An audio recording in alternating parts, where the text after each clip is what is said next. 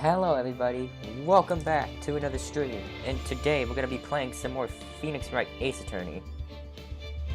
And I really wanna finish Rise from the Ashes, so I can get the Justice for All.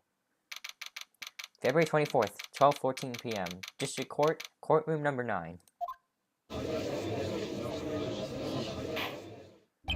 The court will now reconvene for the trial of Miss Lana Sky. Wait, no. Emma didn't come back. Allow me to call the next witness to the stand. The officer in charge of guarding the evidence room on the day of the crime.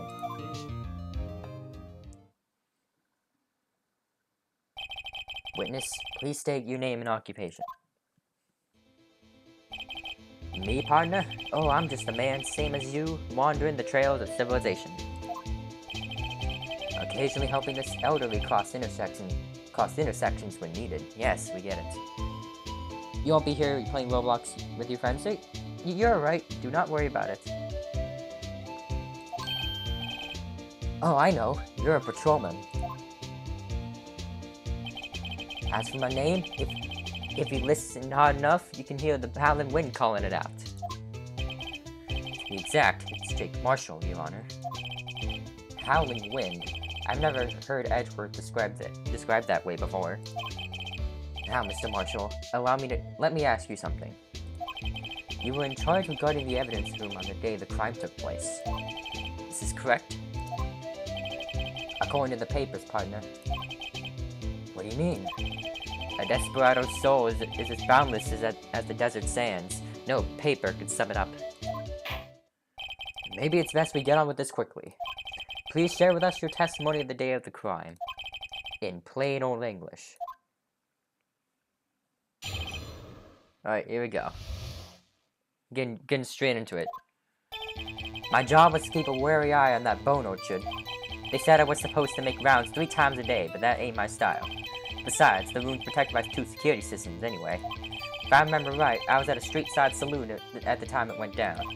I'm just an innocent traveling man, so if you had an ammo, time I hit the trail. I can't say I particularly care for your attitude. I can't say I care for your beard, but you don't see me complaining. Wait a minute. What do you mean by 2 security systems? I mean the security cameras and the ID card reader. I reckon even a cowpoke like you knows about those. Yes, well, what about the fingerprint-activated locks in the evidence lockers? Fingerprint-activated locks? What kind of newfangled doohickeys are those? He's not being very helpful. It's not that good with machines, or with following orders. Everyone's got their weaknesses now, don't they, Mr. Prosecutor? This one seems like trouble. Okay, Mr. Wright, he's all yours. Alright. Okay, so before we start doing anything, let us review all of our evidence. I mean, just as a quick refresher. So first off, we have his ID card, which is 5842189. We have this, we don't really need, I don't think. We have the knife. We have his stub. All this was used last time, but we don't actually need like this selection of evidence. We need this. So we have the ID card record. We have the screwdriver. We have the lost item report. We have the floor plans. We have the rubber glove. We have the evidence locker. We have the jar. We have the fingerprint. We have the video, and we have the SL9 incidents. And that's all. We used the tape last time. I was at a street-side saloon at the time it went down. So quickly let me save. Because that's what I do. Because that's me, it's what I do.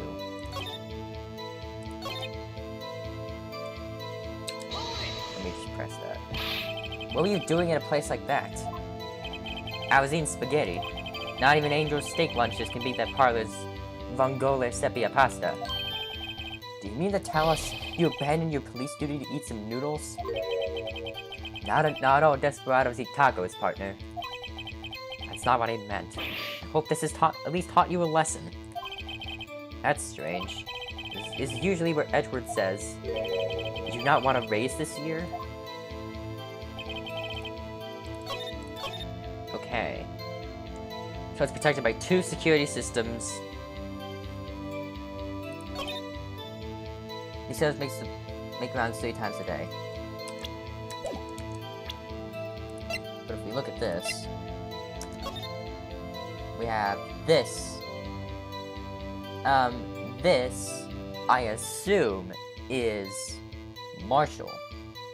This, I assume, is Marshall because he had his fingerprints.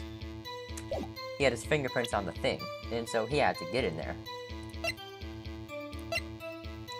I think this is going to be important. This right here is going to be important. At one point or another. One point or another, this is going to be useful. Only the assigned detective prints are unlocked there. Okay. You're a street side saloon at the time it went down. But you were there, weren't you? How'd you get your bloody fingerprints in there? Okay, I saved. I might just go for it. Need to warm up my brain. There's nothing talking about there's nothing showing Marshall in this video, so we don't really need this right now. We do need this. This is gonna be very helpful. The evidence locker, I think, is also gonna be helpful. So I think I might just present this. Yep. Officer Marshall. Doesn't it strike you as odd? That is, you being called in to testify like this? After all, you weren't in the security room at the time of the crime. And yet you dragged me down here. Explain yourself, partner. It's quite simple. You have a very large trail behind at the scene. Or to be exact, a handprint. Listen real good, partner. Like I said, I'm the caretaker of that crypt. I pay my respects, that is, make my rounds about once a month. You said you do it 3 times a day. Well, I guess that's really what you do. It's only natural my fingerprints would be in there. I only wish it were, officer. But you see, your fingerprints were covered in blood. Witness, what is the meaning of this? Your blood-stained fingerprints were at the crime scene. The blood was wiped away. However, a luminal test clearly revealed this. Well, Officer Marshall? It seems to me there ain't a person in this room with a head on his shoulders. I take it you have an explanation then, Officer Marshall? About the blood-stained fingerprints? Very well. You may begin your testimony about your fingerprints. Found at the scene of the crime. Okay. He's gonna explain what the heck he was doing. Like I said, it's only natural for my fingerprints to be in that evidence room. One of them just happened to be at the same place as the bloodstained handprint. The murderer touched the locker and my fingerprint was by chance. The bloodstain and the fingerprint are completely unrelated. But didn't you know the murderer was wearing gloves? See? It had nothing to do with it. But it's your handprint. The witness's explanation appears valid. Although there's room for doubt. Life wouldn't be fun without any doubt, partner. The defense may now cross-examine the witness. This guy's hiding something. I can feel it. Now's my chance to prove it. Okay, quick save. Quick save since we're here again. Since we made progress. Quick save. Uh-huh. Same place as the bloodstain handprint, but it's yours. The bloodstain and the fingerprint are completely unrelated, but it's like... I would think it's very related. I think it's very related. Because it's yours. Wait, hold on a second. What do you say about murderers wearing gloves? That's true, since we saw it. Murder touched my locker. Remember to think of it was by chance. If you mean, I'm gonna just check this real quick. If you mean, fast forward. Can I fast forward? No, I can't. So go over here. That's the locker you went to, and the locker you started at was at the very start. You over there. No. Touch the locker where your fingerprint was by chance. Wait. I think Didn't you know the murderer is wearing gloves? No. No. Hold on. Let me look at the video. Does he have gloves on? I need to see this. Let me look at this again. I'm pretty sure the only time the glove happened was it dropping down like that. Are those gloves? It's hard to tell. Was that a fingernail? Was that a fingernail? The glove fell out. No. The glove fell out. Ah, shoot. Never mind. Okay, never mind. Alright, I thought I was onto something. Never mind. Okay, then. Wearing gloves, no. I thought the only gloves that came... That's the SL9 incident. The only glove we found was over here. Let's save again. And this is why he's all... I save more here than I do in Skyrim, which is sad. Okay, never mind. Alright then. Okay. He's wearing gloves. I'm just gonna say he's wearing gloves and move on. Bloodstain and fingerprint are completely unrelated, but it's yours. If it was unrelated, then why would it be yours?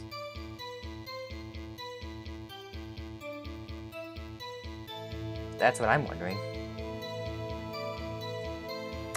Yeah, the print has been wiped. But by who? The murderer touched the locker where my fingerprint was by chance. It happened to be in the same place as Bloodstain handprint. Okay, yeah. I might press a little bit and just see what happens. Unrelated. They're as different as night and day. Kind of like cereal and cereal. One's got to do with breakfast, while the other one's a type of murder. He's right. Although seemingly alike, they're totally different. I don't see what homonyms have to do with this. Might press a little bit. How do you know that? I may be a loner, but I still do my job. I keep up on the reports. There's a bloodstain at the scene, though to be thought to be left by the murderer. That's right. It was found in Detective Gumshoe's. Oh, okay. So right there. It was touching the lockers a lot. However, no fingerprints were detected on that handprint. Oh yeah, I think we tried that too. So that would mean the murderer wearing gloves. Okay, happened to place their hand on top of Officer Marshall's fingerprint. That's the only logical conclusion. Can't let him squirm out of this one. I've got to find something decisive to tie Officer Marshall to this crime. Okay, we have a little bit more information. So the murderer was wearing gloves.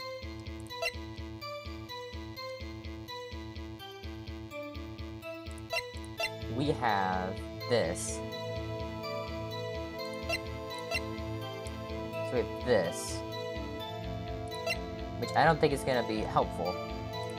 So this isn't going to be helpful because we already kind of figured that out.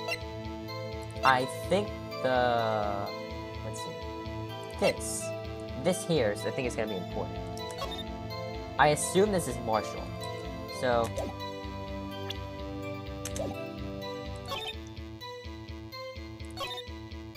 touch the locker every finger was by chance. Why do you do that? Man, he really touched the lockers a lot. He like touched twice. Put his whole hand on there. Wait. Put like his whole hand on there. The blood stain and the fingerprint are completely unrelated. Yeah. So this is fine. The bloodstain and the fingerprint are completely unrelated. Well, with an absolute like that, I think there's bound to be a contradiction.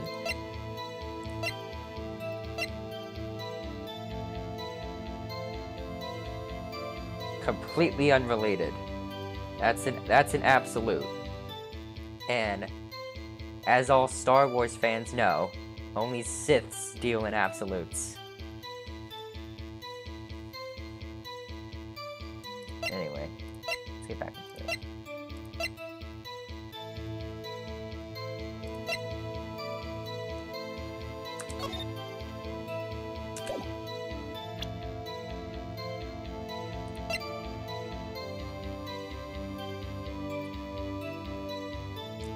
Sign detective's fingerprints can unlock it.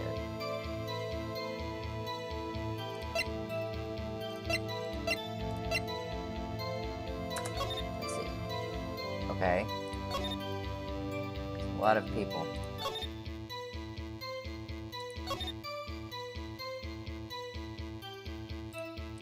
I kind of should look at it a little bit. Yeah, Joe Dark.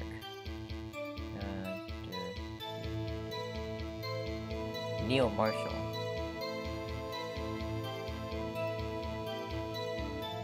Interesting stuff. Okay.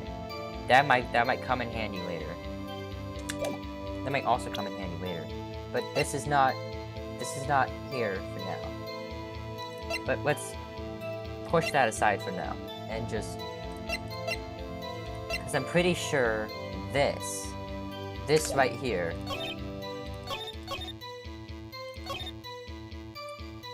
but you were there first. Your fingerprint was.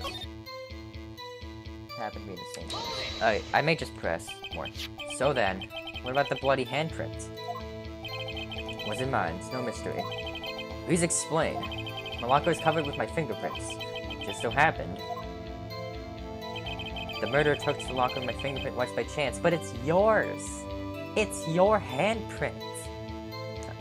It's yours! Bro! Wouldn't you find his fingerprint then? Oh, he's wearing gloves. Hold on. I'm completely off. The chances of that happening are 1,000,000 to 1. On the contrary, one could argue just the opposite. The chances of that not happening are 1,000,000 to 1. Get one thing straight, partner. You ain't gonna get no reward from me with a mere fingerprint. You wanna know why? Okay, this one's actually pretty tough. So, he didn't talk about the order that the people went in.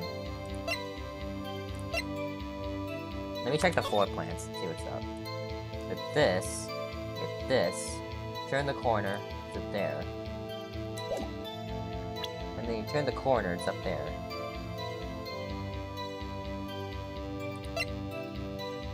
Let's glove.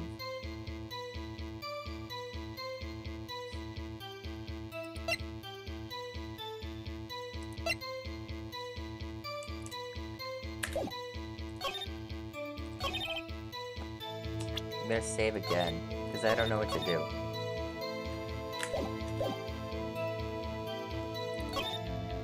Murder touched the locker.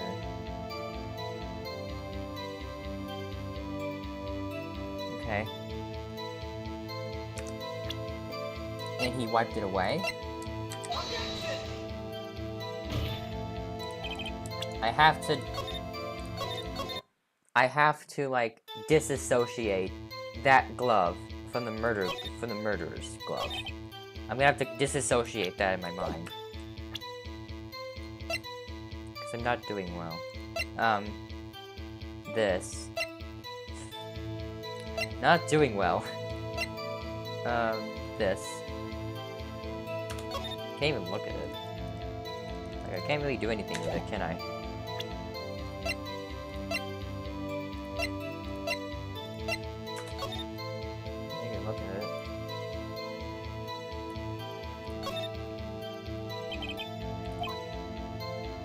Like a jar, some weird telescope. Oh, okay. So because Emma isn't here, we can't talk about the evidence. Okay. I was checking to make sure that they... You know, I was checking to see if they remembered that,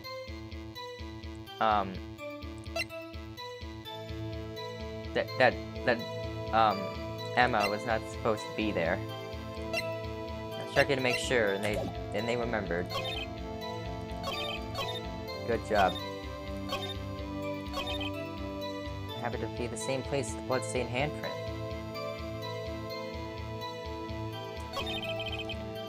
Touch the locker where your fingerprint was by chance.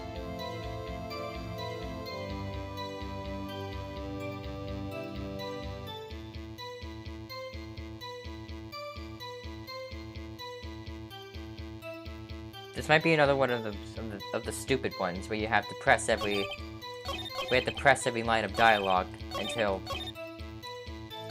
Edgeworth comes in and is like, "You're an idiot." So I think I might have to do that. That's because you, how would you put it? Pay your respects once a month? Yeah, that's right. That and one more thing. That locker happened to be mine. What? What do you mean? I mean what I said. That's the locker I used when I was a detective. The locker I still use. All that's in there now, though, is a heap of broken dreams. I see. It'd be strange if my prints weren't all over that locker. Hey, Bailey's fingerprint data was never moved from that locker's programming. He must have been using the fingerprint lock all this time without ever knowing it. Oh, okay. His own locker. Are you starting to get the picture, partner? The picture? The seal of blood in the desert is just food for the buzzards. There's only one reality, and that's this. The security tape. So long as my trail isn't in there, you can't say otherwise. This isn't getting us anywhere, Mr. Wright. Please consider carefully where you're going with this cross-examination. Yes, Your Honor. Now then, continue your testimony, Officer Marshall. Too bad it wasn't me in that video, right, partner?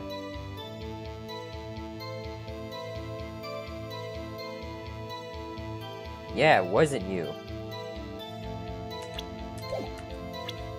Okay, so we have something new. We have something new on this now. And that it's on its own locker. Well, actually, we can probably just watch this again. Too bad it wasn't you in that video. But what if it is you?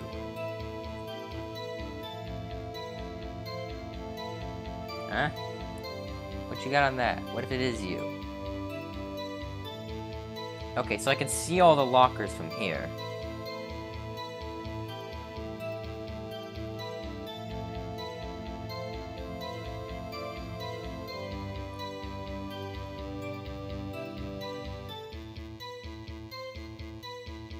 Okay, drop the glove, yes.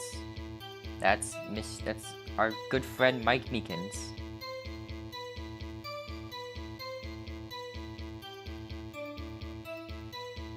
That was him. They got into a fight.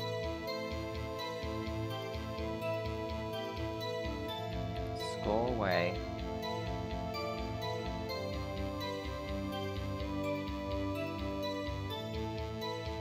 And then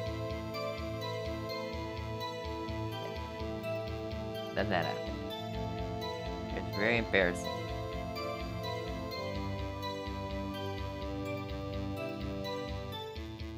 Does it restart? Okay, it does restart. Alright, it restarted. I took a screenshot. I took a screenshot. I did not mean to do that.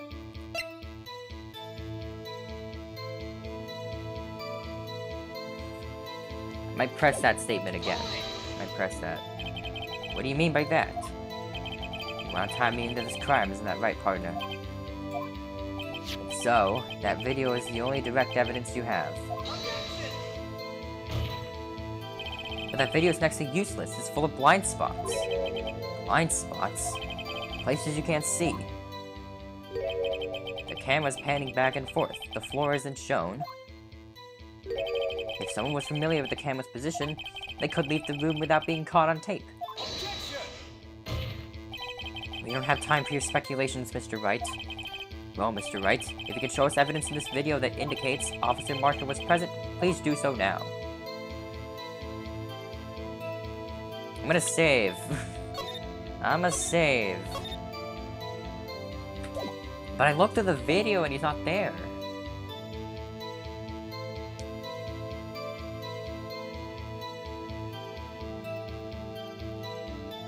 If you look very closely, he's not there.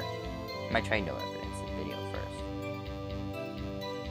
I'm gonna try this. I might be walking into Officer Marshall's trap. I better try and find out a little more information. It seems we should be moving back to the testimony. Very well. Officer Marshall, can you please give your testimony again? Alright. Okay, so this goes back to the testimony. I can just do this. Let me just skip this. Hold on.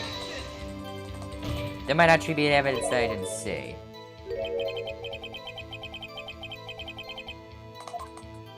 There might actually be evidence I didn't see. That could be a possibility.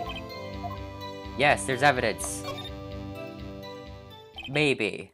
Very well. Allow me to point out your mistake, Officer Marshall. Tread carefully, Mr. Wright, or you might wind up being the one making the mistake. Now then, let's have another look at the video.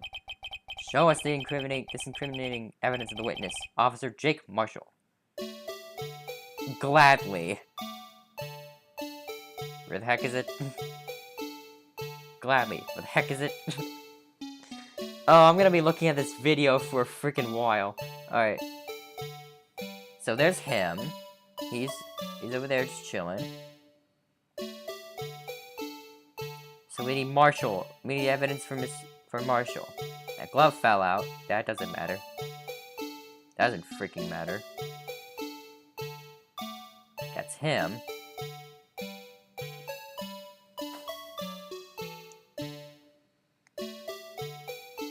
We can backspace.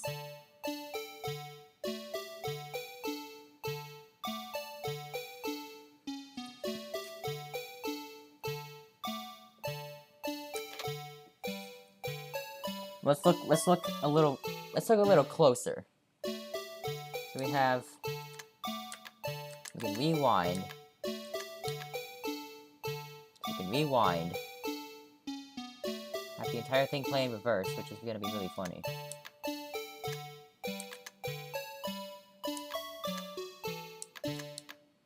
Could it be the knife? I mean, no, I don't think it could be.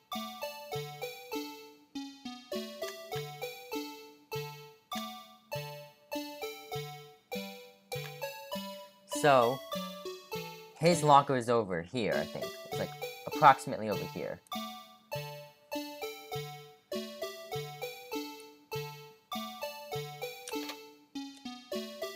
So, yeah, if I press backspace, fast forward a little bit.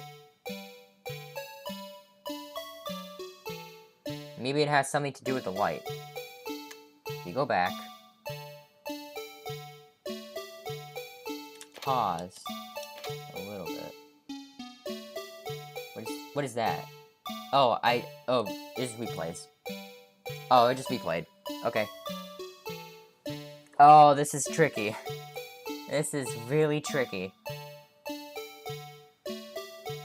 Okay, so he's there. He's there, right? So if I pause.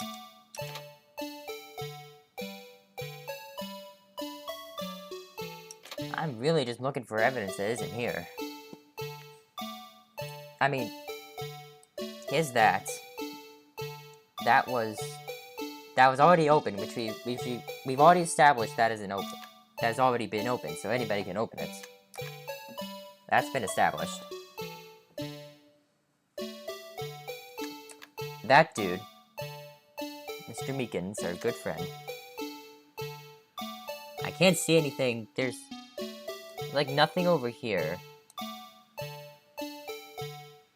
Yeah, there is a lot of blind spots. They're correct. They're right. There's a lot of blind spots.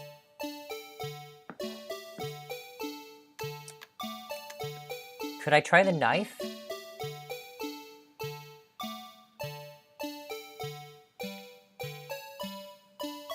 Can I save?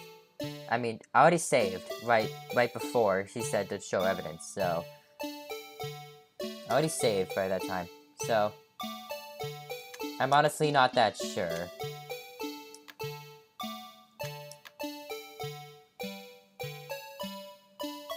I'm really trying here.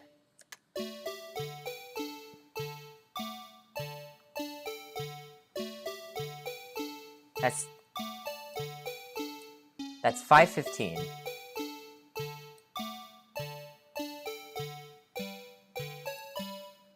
There's no lights. All I'm really thinking of is this knife. That's all I'm thinking of.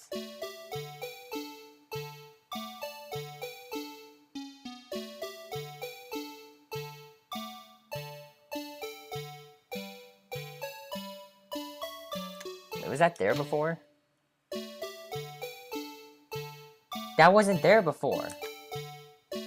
Hold on a second. Okay, there we go. So that's there. That's not there. Not there. And it's there. Do you see it? See that right there? It's there. It wasn't there before. Right there. I think. That could be anything, but that's really all I'm thinking. Bringing our attention back to the security camera is a mistake. I'm afraid you'll not soon forget, Officer Marshall. The day is short in Texas, and so are our tempers. Could you sum up what you have to say in 8 words or less? Very well. You can clearly be seen in this video. 1, 2, 3, 4, 5, 6, 7, 8. Oh, you did it. Exactly 8 words. Not bad, partner. The key lies in a certain locker shown in the video. Right there. That locker with the white cloth sticking out. That was the witnesses, I believe. Now then, let's rewind the video a bit. I did it. I don't really see what that has to do with anything, but okay. I don't really see what that has to do with anything. Oh, the white cloth. It's gone. What's the meaning of this, Officer Marshall? When the crime took place, the white cloth wasn't there. Then it suddenly appeared. There's only one explanation. Officer Marshall, you were in the evidence room at the time of the crime. What's more, you opened your locker when the camera was turned away. Order. It would seem that there's simply hold your horses. Sorry, partner, but you got the wrong man. So what if my locker was opened? That doesn't mean I'm the one who opened it. The murderer needed to hide something, so he opened the locker and stuck it in. It's not my fault he happened to choose mine. Why is everyone staring at me like I'm a wanted man? This guy isn't just playing dumb. He really doesn't know. I hate to rain on your parade, but you're the only person who can open that particular locker. Oh yeah? I call you bluff. You say open that locker, now prove it. Well, I have just the thing. Only the assigned detective's prints can open it. Fingerprint sensor? We talked about this earlier today. The lockers can only be opened by the detectives they belong to. What kind of crazy talk is this? Well, Detective Gumshoe did mention something about this. In any case, the locks aren't that obvious. There are even some people on the force that don't know about the fingerprint locks. So, Sheriff, what do you have to say in 8 words or less?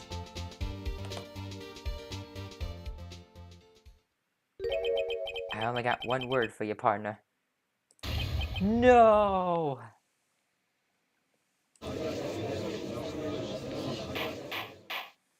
Order. Witness, explain yourself. If this is a joke, it's the worst I've ever heard. I assure you this is no joke, Officer Marshall. Now then, please tell me what you were doing in the evidence room at the time of the crime. Ole, please answer the question. Was he now a bullfighter? That's alright, Officer Marshall. I believe we could figure the rest out from here. We can? Have a look at these floor plans. There is no place for someone to hide in the evidence room. Yet, Officer Meekins didn't see Officer Marshall. If that's so, then where is the witness? It seems Mr. Wright has an answer. That's right, the only possible conclusion. Well then, let's hear it. Where was Officer Marshall at the time of the crime? It was... Wait. Oh crap, I didn't save.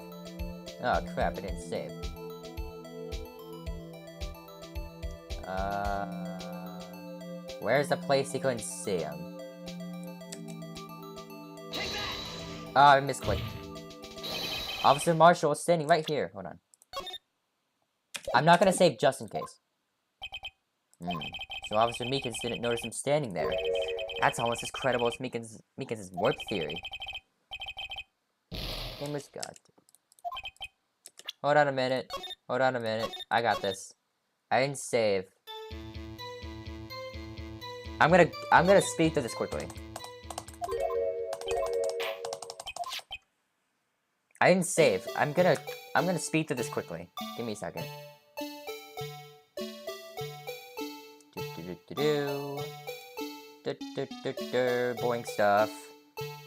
Boring stuff. That doesn't matter. Let's go. Boring stuff that doesn't matter because I forgot to save. And it's right there.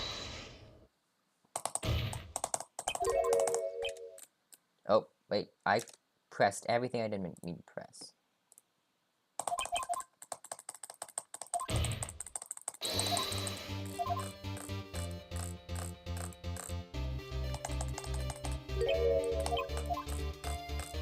I forgot to save, I know, I forgot to save.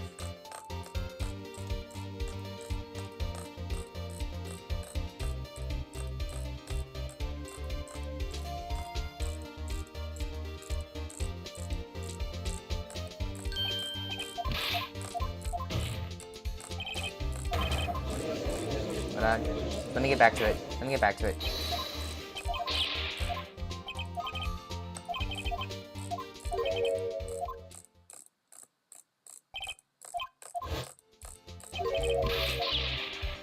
And let's do this. Oh, nope. This one.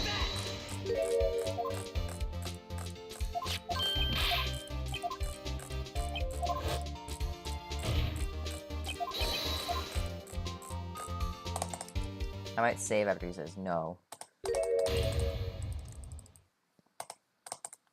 I'm gonna save the first chance I get.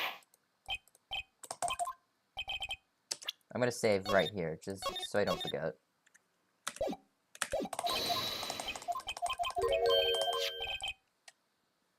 I'm gonna save again, just so I can be closer.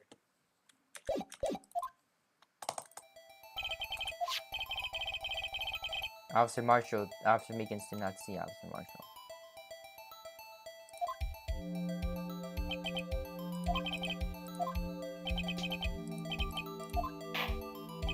Oh, wait, I know about it. I know. He was over here. I saved, so I'm fine. Over here, because that's where the bunny thing was.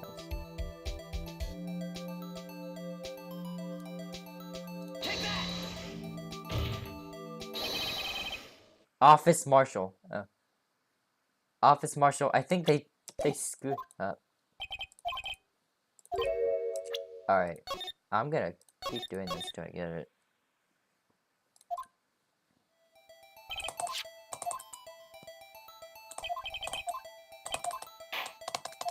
I was thinking of the place where the blue badger was. Office Marshal. I think they missed an R. You missed an R.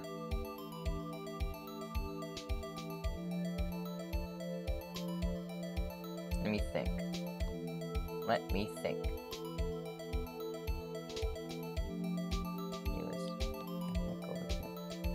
What? Where is he? In the corner? Where is he in the corner? I don't know. Where is he? In the corner? He's like over here.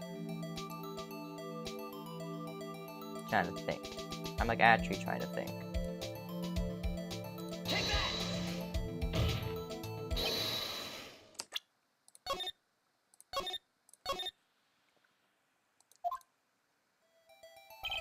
No place Simon hiding in Evan's room. Officer Meekins and see Officer Marshall. Where's the witness? So where is Officer Marshall? Let's see. Okay. Let's think about this. I'm gonna try and think about this before I just press a random button.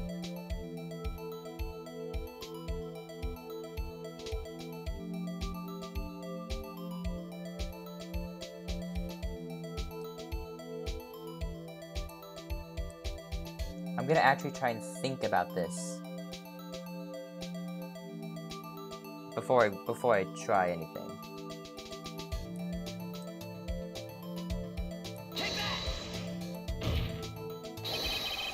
Okay.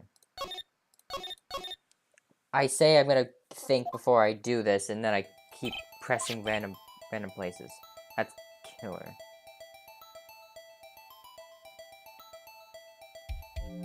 Oh, wait. This is Officer Meekins.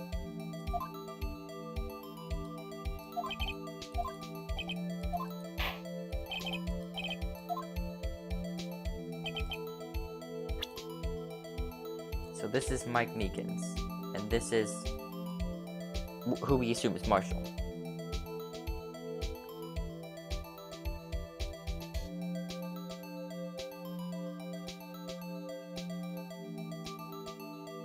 Oh, this is tough. We have a lot of places to go from.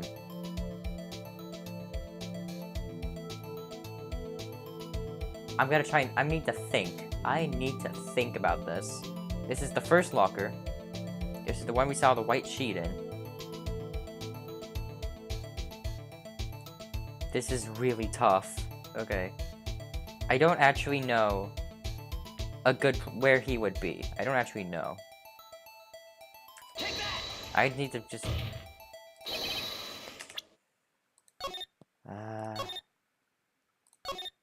I'm really trying to think, and it's hard to think. Where would he be then? I'm trying to think of where the blue badger was. He's right here. The blue badger was right here, right? Am I correct? God freaking dang it. I'm so done with this. Just let me have it. Let me have it. I'm so done with this. I am so done. Just let me have it. He was standing behind the blue badger or something. I don't know. He was standing behind the blue badger. I barely moved my thing.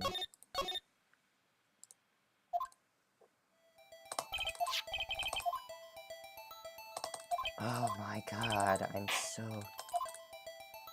freaking done. Can I just do it?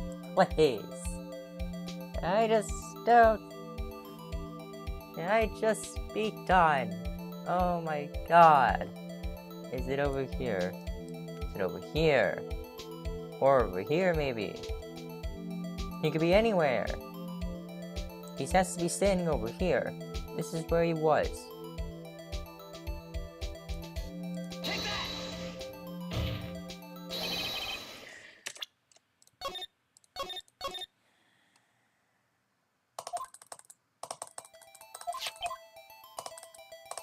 I'm gonna try everywhere. I'm trying everywhere. I cannot find the place that he would be. Over here! No!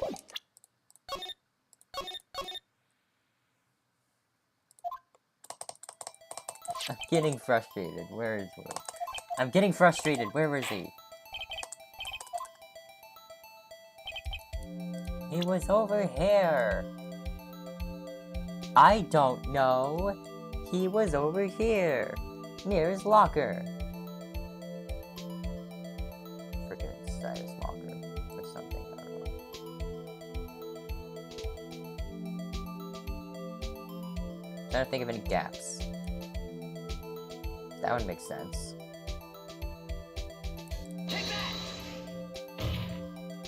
I don't know what to tell you, chat. I don't know what to tell you. I'm just stuck. I don't know what to tell you. I have no theory. I could not give you a theory. Nor could I give you a game theory, because this is... Nor could I give you a game theory. I'm just trying to find every gap that you could possibly be in without disturbing his line of sight.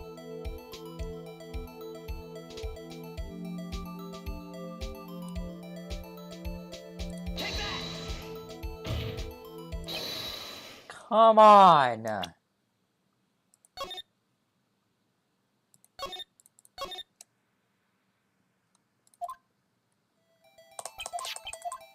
Do I seriously need to look up at a walkthrough?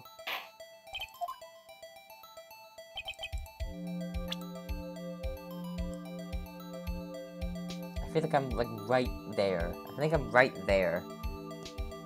I'm so close. Why can't I just do it? I've tried here. I've tried here. I've tried over here. I've tried like over here. I've tried over here.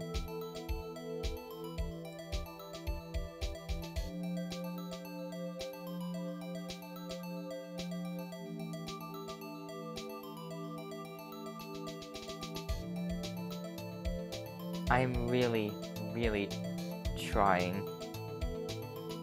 I am really trying, because this is freaking hard. This is hard. I cannot...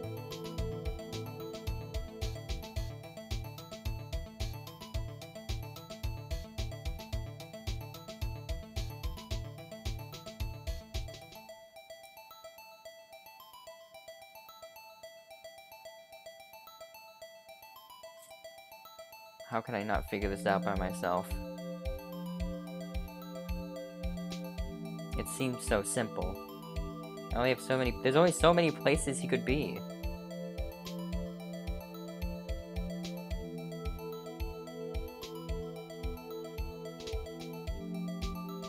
I've tried here. This can't be it.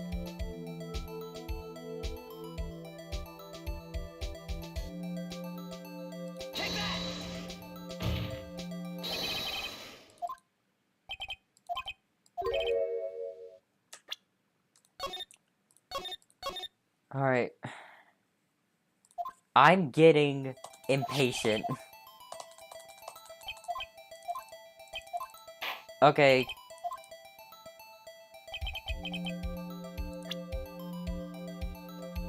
Guys, I'm getting impatient.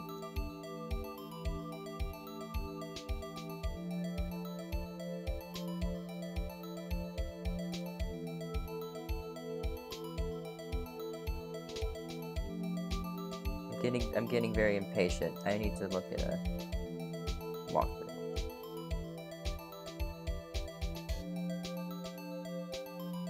Cause I cannot figure this out.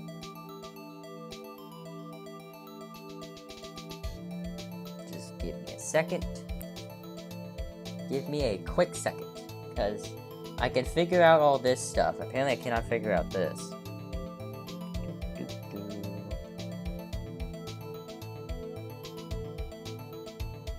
Nope, wait, hold on. I'm being too far in.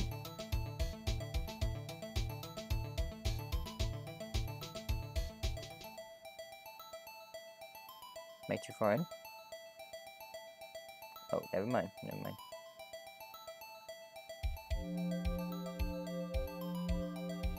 Nope. Oh, I'm spoiling myself, no.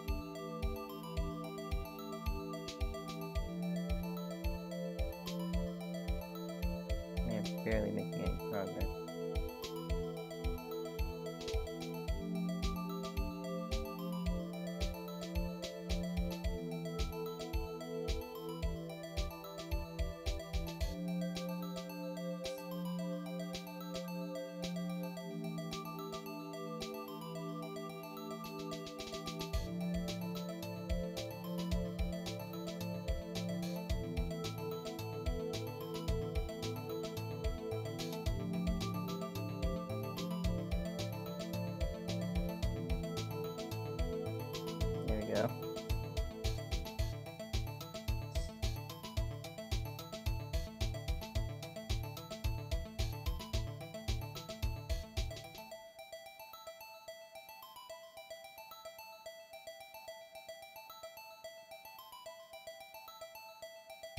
Oh, here we go. Are you freaking serious? Alright, I'm putting this... Officer Marshall was standing right here. See, they fixed the spelling mistake. Alright. I'm putting the tutorial in the description again. I'm putting it in the description again. There, but that's for the victim detective. He was the victim! What am I doing? Well, what am I doing? He was the victim. Correct, unless the man wasn't Detective Goodman. I believe the victim in this video is Officer Marshall. It was you, dressed up like Detective Goodman. That's preposterous. Officer Meekin witnessed the detective at the crime scene. Once he saw the man's face, he'd know for sure. May I point out, though, that Officer Meekin did not know Detective Goodman. He also testified about the man's reaction when confronted. When I entered the evidence room, I asked him to show his cards, sir. Yes, and how did Detective Goodman respond? He suddenly pulled a knife on me. Something about the officer's story puzzled me. If the man had his ID card, why didn't he just show it? Yes, he would have needed it to enter the evidence room, so he must have been carrying it. The answer is simple. He couldn't show it. You can see Detective Goodman's pictures on his ID card. Oh, I get it. If he showed that, his cover would have been blown. Officer Meekins would have realized the man wasn't Detective Goodman. Do you have anything to say to this, Officer Marshall? Got quite an imagination, partner. Got a term for that. It's called circumstantial evidence. I was thinking way too hard about that. I was thinking way too hard about... There's only 2 spots he could have been in. I thought way too hard about, like, where could he hide? And I just freaking lost my mind. Still denying it. You're gonna have to do better than that to break a detective. Break a detective. Unless you have hard evidence proving it dressed up as the victim. Can't say I particularly care for your uncooperative disposition.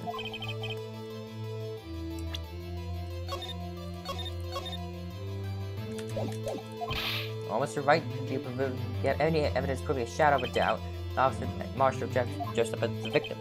I cannot talk. Whoa, who am I kidding? I don't have anything like that. I can see the fear in your eyes, partner. Seems you're the one who couldn't take the desert heat. Ah, this can't be happening. It's so obvious he's the one. What can I do? It looks like your lack of experience has finally been exposed. I'll pass on you what someone told me when I was just starting out. When you run into a wall with no place to go, return to the basics. The basics? For me, that would be what Mia used to tell me. Phoenix, try thinking outside the box. I shouldn't look for proof that Officer Marshall was in disguise. But rather I should look for evidence that came about because he was in disguise. Why do you think this locker was opened in the first place? What do you mean? There's no reason for Officer Marshall to open his locker at the time of the crime. Yet he did, despite the chance it might be discovered later, as it had been. It has been. Which means he didn't originally plan to open his locker. According to the defense's argument, Officer Jake Marshall dressed up as Detective Goodman on the scene at the time of the crime. Then, after the crime was committed, he opened his own locker for some unknown reason. The fact that a white cloth is sticking out of the locker seems to indicate that he opened it in order to put the cloth inside. So, just what exactly is this piece of cloth? Perhaps the video is the key to all our unanswered questions. I don't have any evidence, so this video is my only shot. Very well. Nope. This one. After committing the crime, the witness opened the locker to put away the white cloth. Please show us why the witness had to open his locker.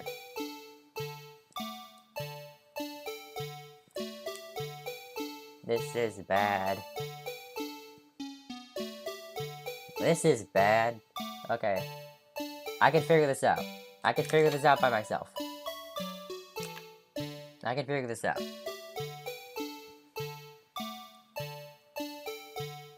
I'm fine.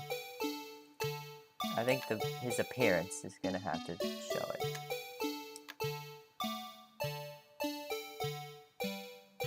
His appearance is gonna have to show it for us, I think.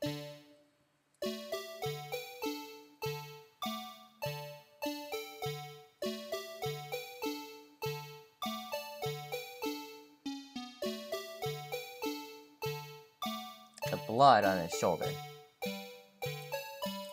That's what I think. For some reason, you disguise yourself as Detective Goodman and enter the evidence room, though I don't know what to what end yet. However, something unexpected happened. Officer Meekins barged in on you. When asked to show your ID card, you pulled a knife on him. However...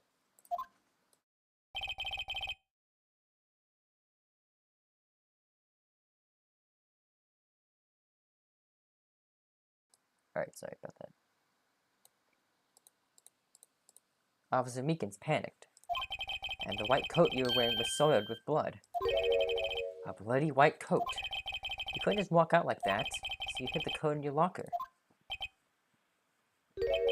Not bad, partner.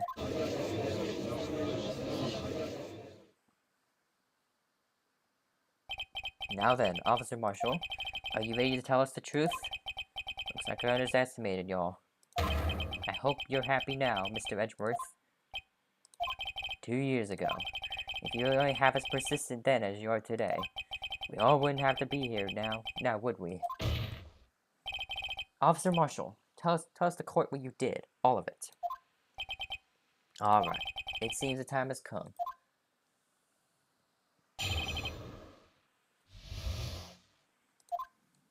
I had to do it that day. I couldn't just stand by and let it die.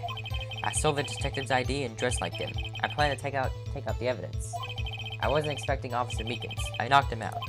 I managed to escape. I knew which areas wouldn't be caught on the camera. There wasn't any murder in the evidence room at 5:15. So the supposed victim was really you. There's one thing I still don't understand. Traces of a large quantity of blood were found on the floor of the evidence room. If no one was murdered, then how could that be? Officer Meekins managed to cut his own hand. My guess is he's the donor. It was way too much blood for such a small donation.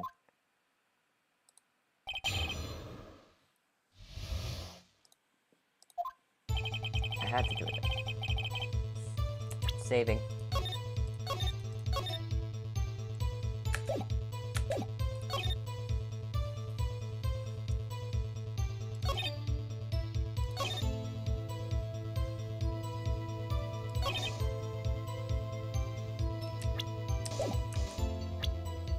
Let's see.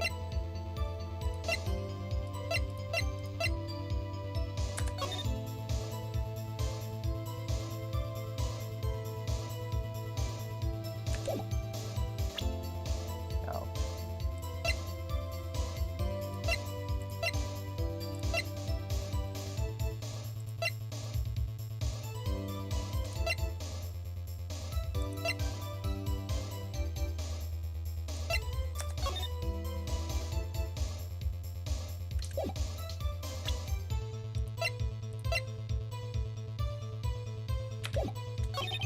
I have a feeling we'll wind up here sooner or later.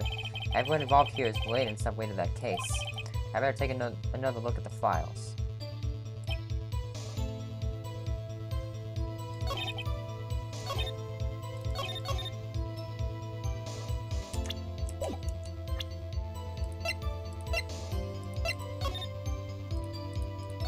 Neil Marshall, that's his name.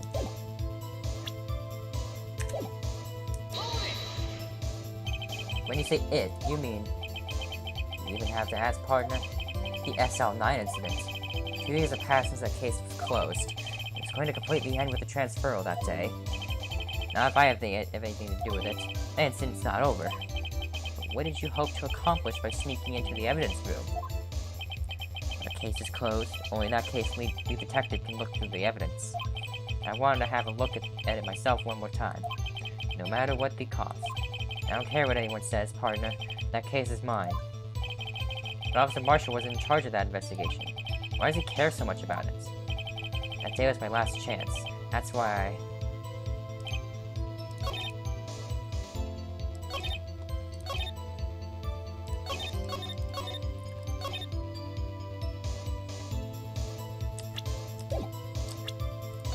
even though it doesn't directly involve, I think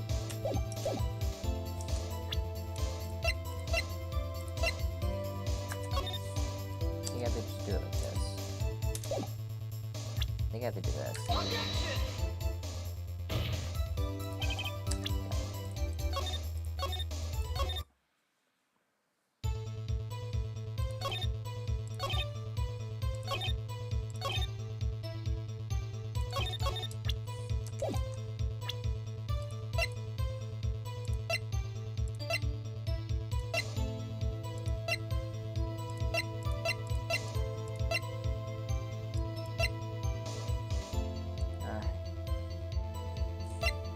You know, this game makes me feel dumb. It really does. This game is really good at making me feel dumb.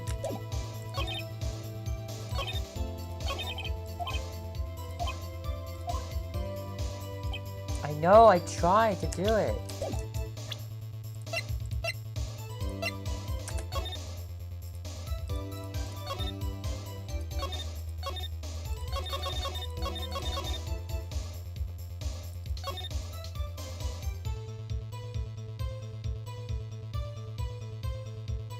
Jake, that's your name. Jake Marshall, that's your name.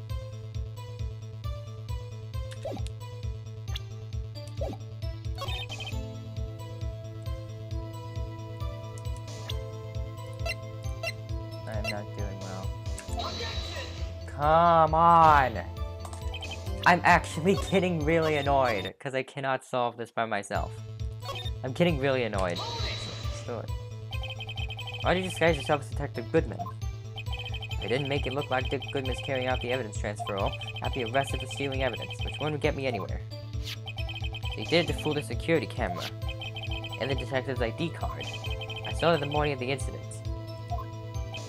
So that really was why Goodman started filling out that lost item report. I returned his ID card. I left it on the floor in the prosecutor's office parking lot. The ID card I found was left right there by Officer Marshall. Essentially, you managed to succeed despite your lack of foresight. What do you mean, partner? I mean the fingerprint-activated lock, of course. No matter how well you disguise yourself, you can't change your fingerprints. Under normal circumstances, you wouldn't have been able to open that lock yourself. But you could just because a rubber glove happened to get stuck in the door. That means Detective Goodman must have opened the locker before Officer Marshall.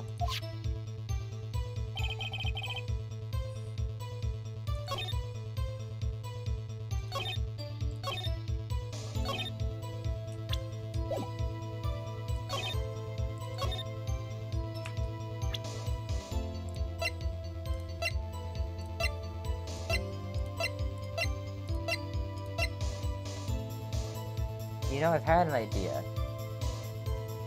Just now.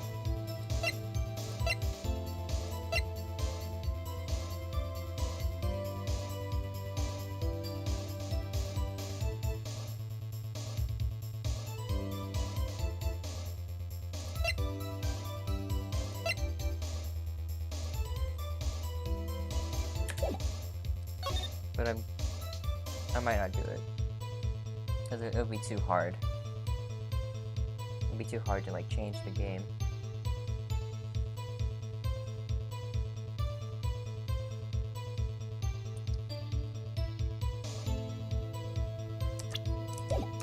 So where are your fingerprints? Oh.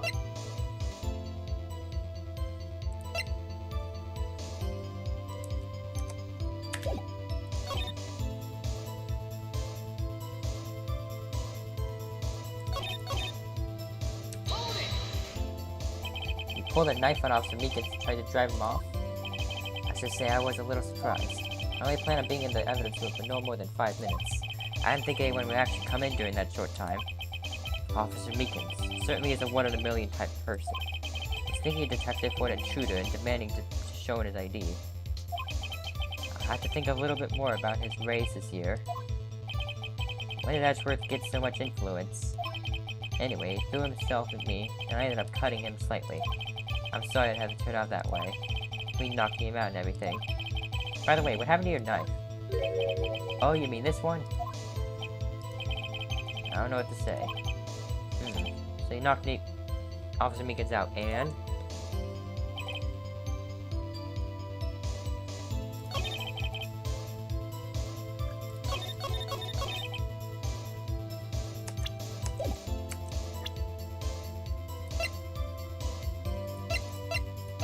I need to do something with the SL9 incident.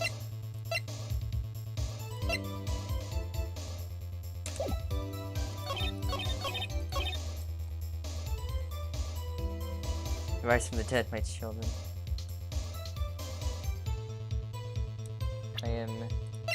I'm not doing good at this.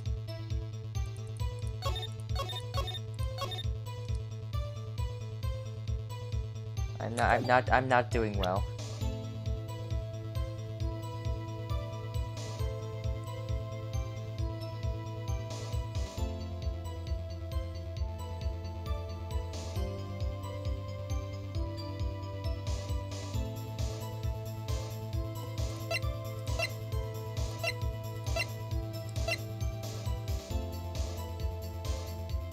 I don't want to give up.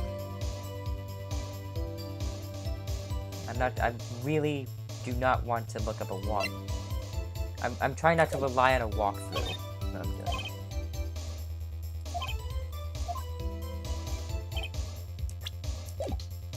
I did, and it didn't, and it doesn't matter. I did, it doesn't matter. I can do that all I want, and it's not gonna help.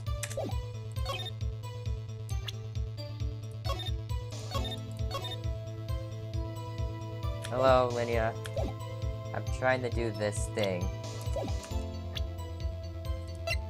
And I'm doing this, I'm not having a good time. Do you want to play Monopoly with you tonight? You're talking about Monopoly Go, right? I don't have that installed.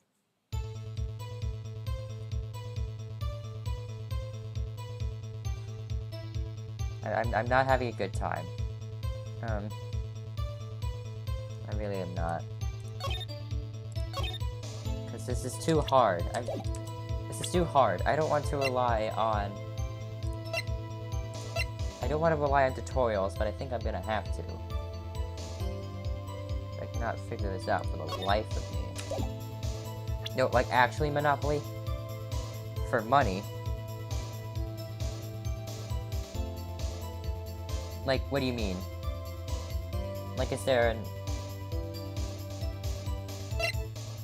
Are you talking about, like, there's, like, a Steam... Monopoly thing? Is that what you mean?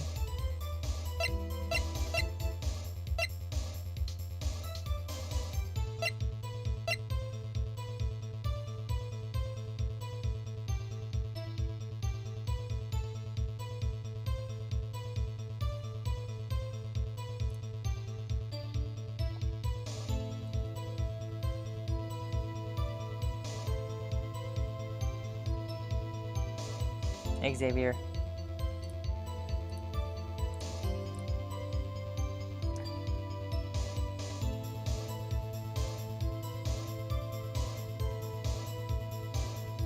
Oh, it's gonna be through Photoshop. Oh, okay. Yeah, I'm down. I'm down if I don't have anything else to do. Who else is playing? There you add some stuff. Who else is playing?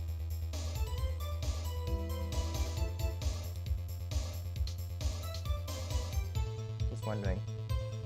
You're gambling. We are gambling. You're gambling.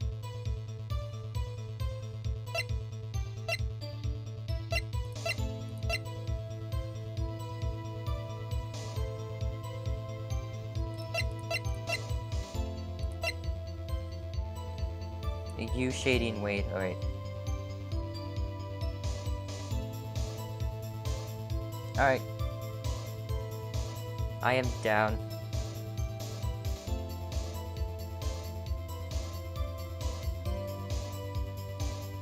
When? When's it gonna be?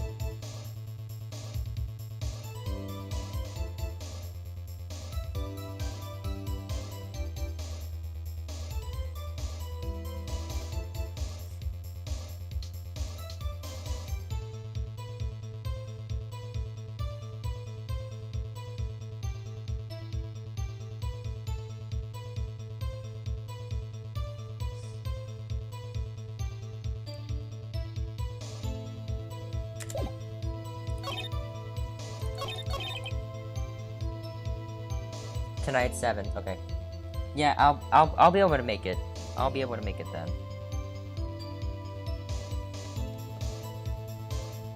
I hate to do it, but I'm gonna have to take another look at the tutorial, at the walkthrough. I'm gonna have to take another look at it because apparently I cannot figure this out. Because I feel like I'm right there. And I just cannot find this out. This is 7 hours long.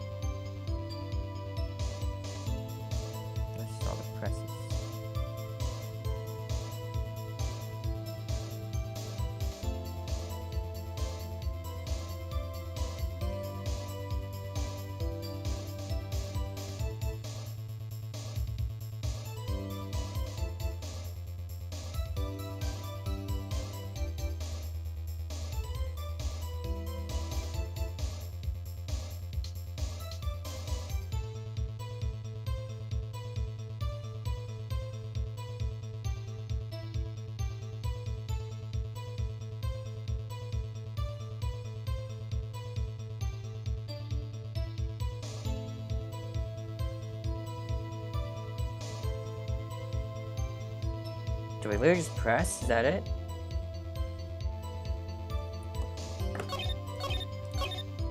Do I just press? Is that it?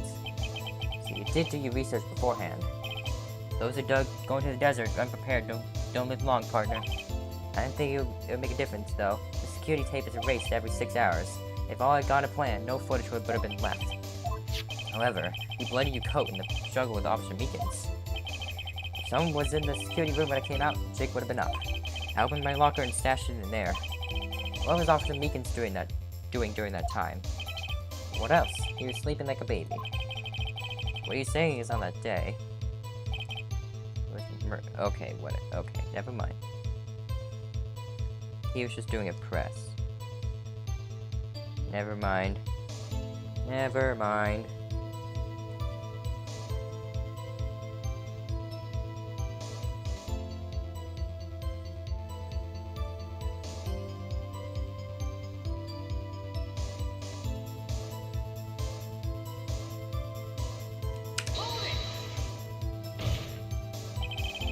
The blood found at the scene certainly indicates a crime took place.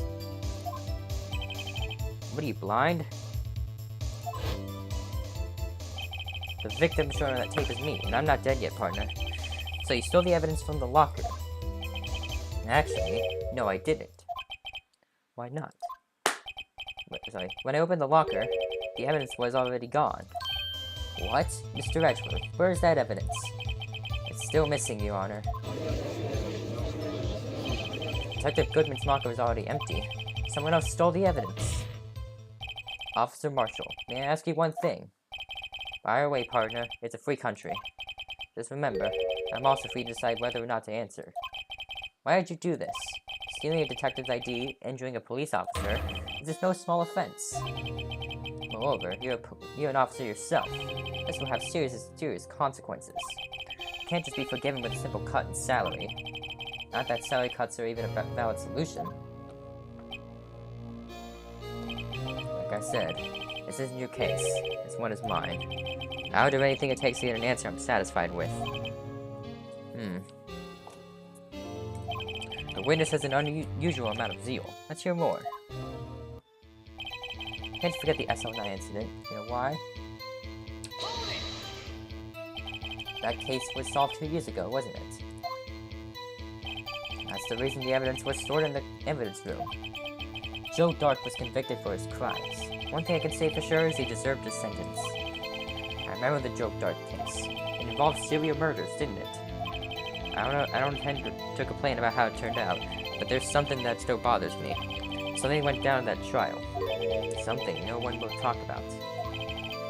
What happened? I don't know. That's what I'm trying to find out. Why is he so concerned with that incident? Maybe I should present him with what I think his real reason is. I had a feeling we'd wind up here sooner or later. Alright, hold on.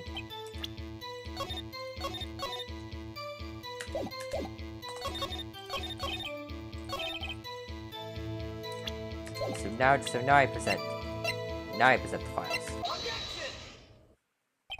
Officer Marshall, I think I understand. Okay, I'm gonna try and not use any walkthrough. I'm gonna try not to. I think I know why you care so much about the SL9 incident. Sounds like you've been sipping too much cactus juice, partner. I have the SL9 incident file here. The name Marshall is mentioned in here. And a list of murder victims. Neil Marshall. Are you related to this man? Neil Marshall? Yeah, I'm sure you've heard the name. 2 years ago, he received the same lousy prosecutor award you got. What? A prosecutor? You must be talking about the King of Prosecutors award. Now I remember. Prosecutor Neil Marshall. He handled the SL9 case before I did. That's right, he was killed, and the case fell into your hands. But what's his relation to you? He was my brother. He was investigating the murders with Damon Gant, the then Deputy Chief of Police. The group of detectives I was part of worked under them. We were desperate to prosecute the killer. Joe Dark. My brother fought Dark and was killed. That was the first time Dark left behind any evidence. That was all he needed. He was arraigned and incarcerated. The case was finally closed. At least according to the public records. What do you mean? My brother couldn't have been killed by Joe Dark. I knew my brother better than anyone. No one could have beaten him in a fight. And that's it? That's your reason for your insane actions? There's more to my brother's death than what the records say. No matter how much you try to hide it, you can't fool me. Well, at least one thing's for certain. Now we know what happened at the police department on the day of the crime. That was the last day the SL9 case could be reopened. Not satisfied with this resolution, Officer Marshall planned to steal the evidence. Disguising himself as Detective Goodman, he entered the evidence room. Officer Meekins confronted him, so he rendered him unconscious and fled. Yes, this mystery has finally been cleared up. No murder took place at the police department that day. The things that happened by chance never cease to amaze. At exactly the same time as the murder at the prosecutor's office, this fake murder was going at the police department. Chance? It's gotta be more than just that. So if no one was murdered at the police department on the day of the crime, that means the murder in the prosecutor's office parking lot was the real one. Which in turn means only one person could have committed the crime. Chief Prosecutor Lana Sky. But wait! A verdict wasn't reached in yesterday's trial. Which is why we examined the incident at the police department today. But there's only one reason the defendant was not convicted yesterday. There yet remained the mystery of the simultaneous murder at the police department. It seems to me, this boy's got the draw on you, partner.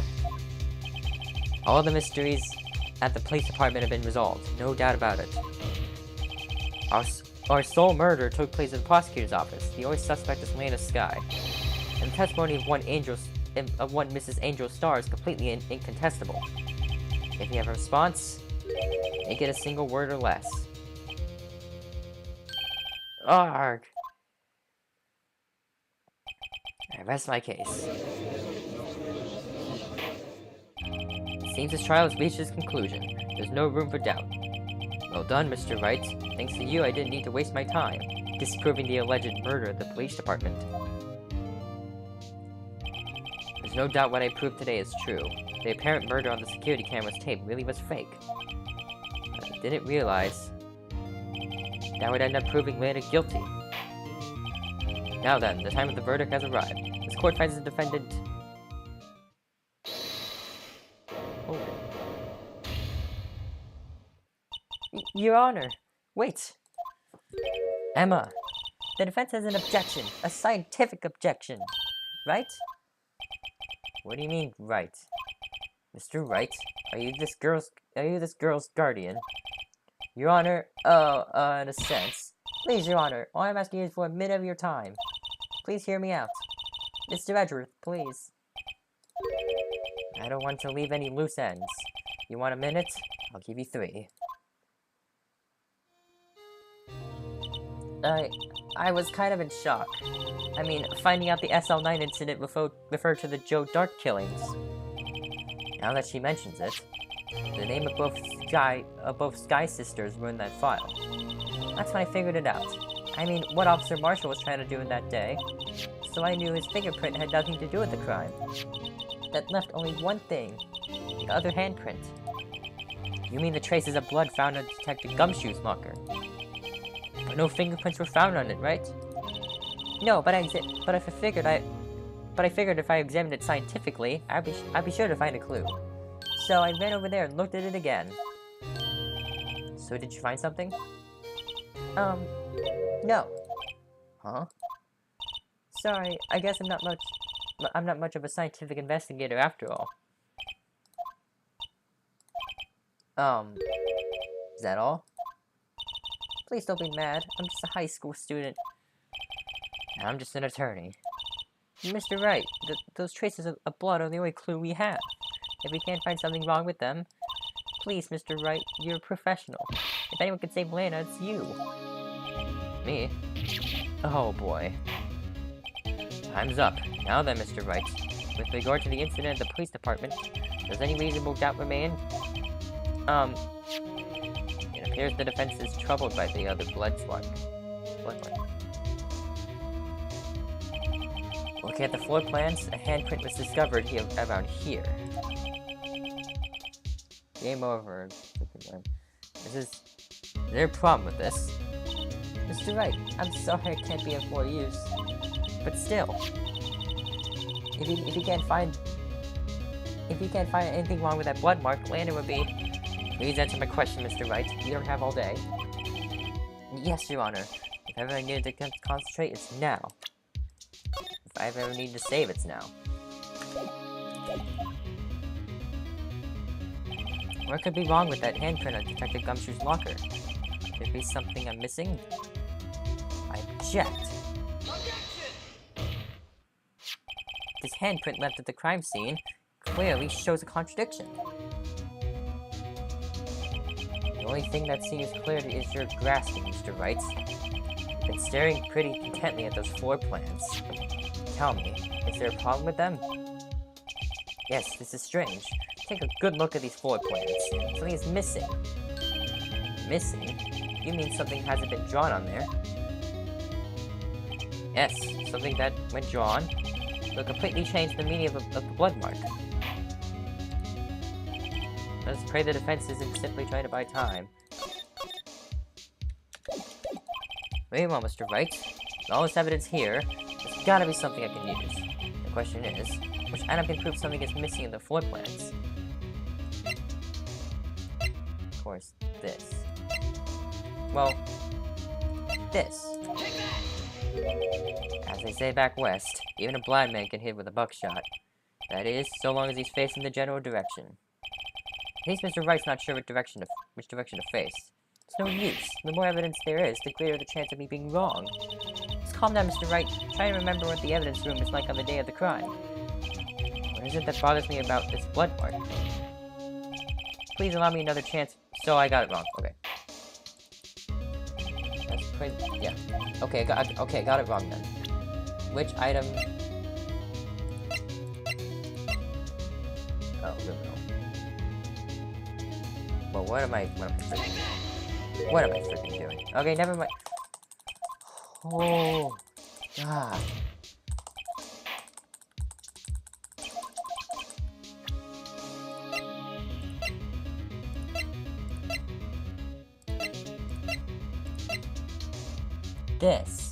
This thing. God dang it. I am so done with this case. I am so done with this case. I want to be done. It's 7 hours long. This case is it's supposed to be 7 hours long. Oh my god. Wait, no, this is this. God dang it. I'm mad. I am mad.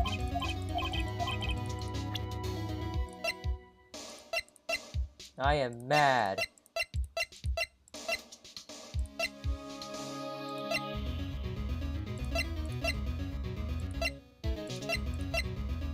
What item can prove something missing in the floor plans? What do you mean missing? I don't know what you're talking about. I don't know what I'm talking about. I don't know what anybody's talking about. The video. Oh my god. Oh my god.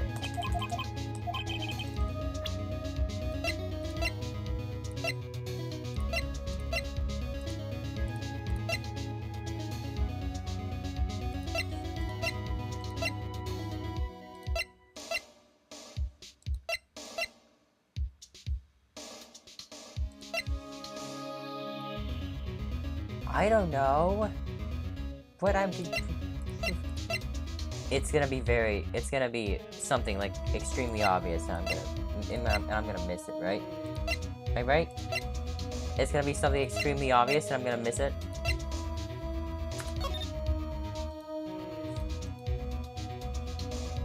Am I correct?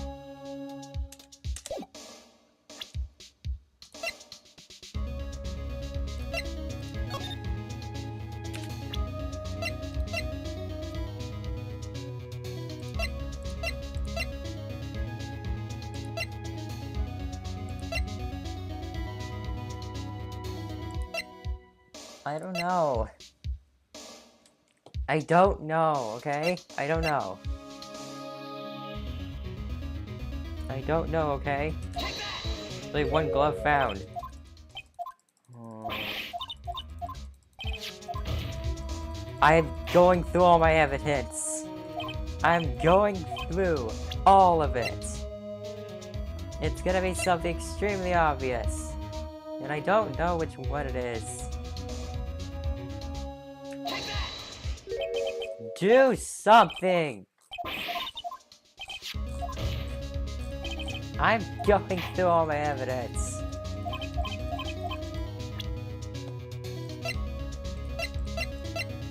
I'm actually getting actively angry. This. I kind of knew it wasn't. I don't know. I don't know. I don't know, okay? I don't know, okay? I have infinite tries, though. I can go through everything.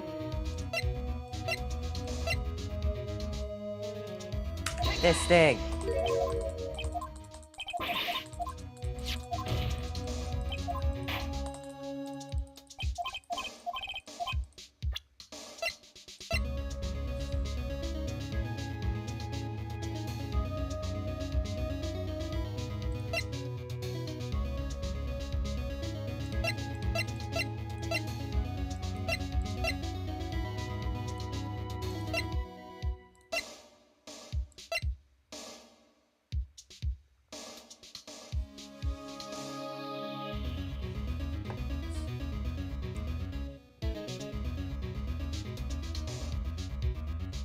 I presented this already, right? Yes. I presented that already.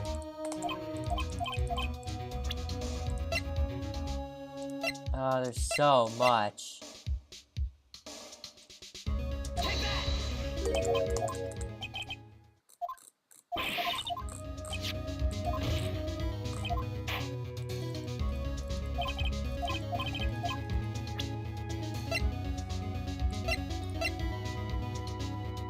This. Not this. Not this. Is it this? Not this.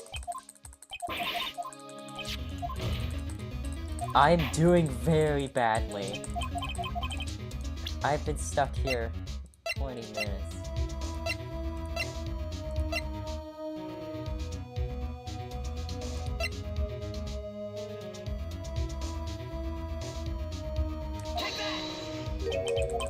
No! I've tried everything! I've tried everything! I've tried this! I've tried this! This! This! This! I've tried this. This! Plans themselves. I've tried that. I've tried everything. I've tried literally everything. I have tried literally everything.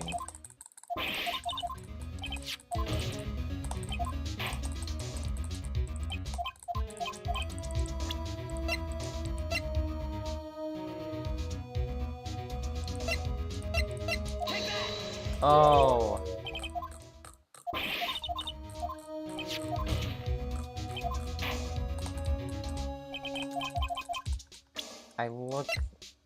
I know. I look like an idiot. I look like an idiot. It's 'cause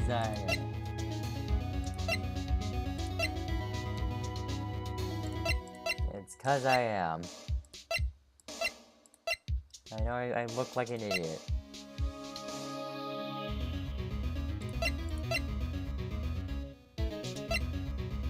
I really don't know. I really don't. I've tried everything from here on. And nothing has given me anything. Nothing has given me anything.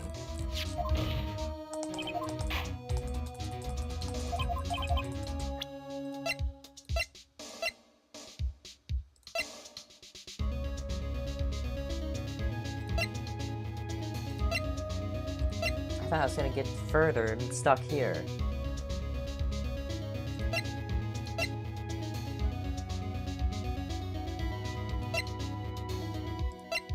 Dude.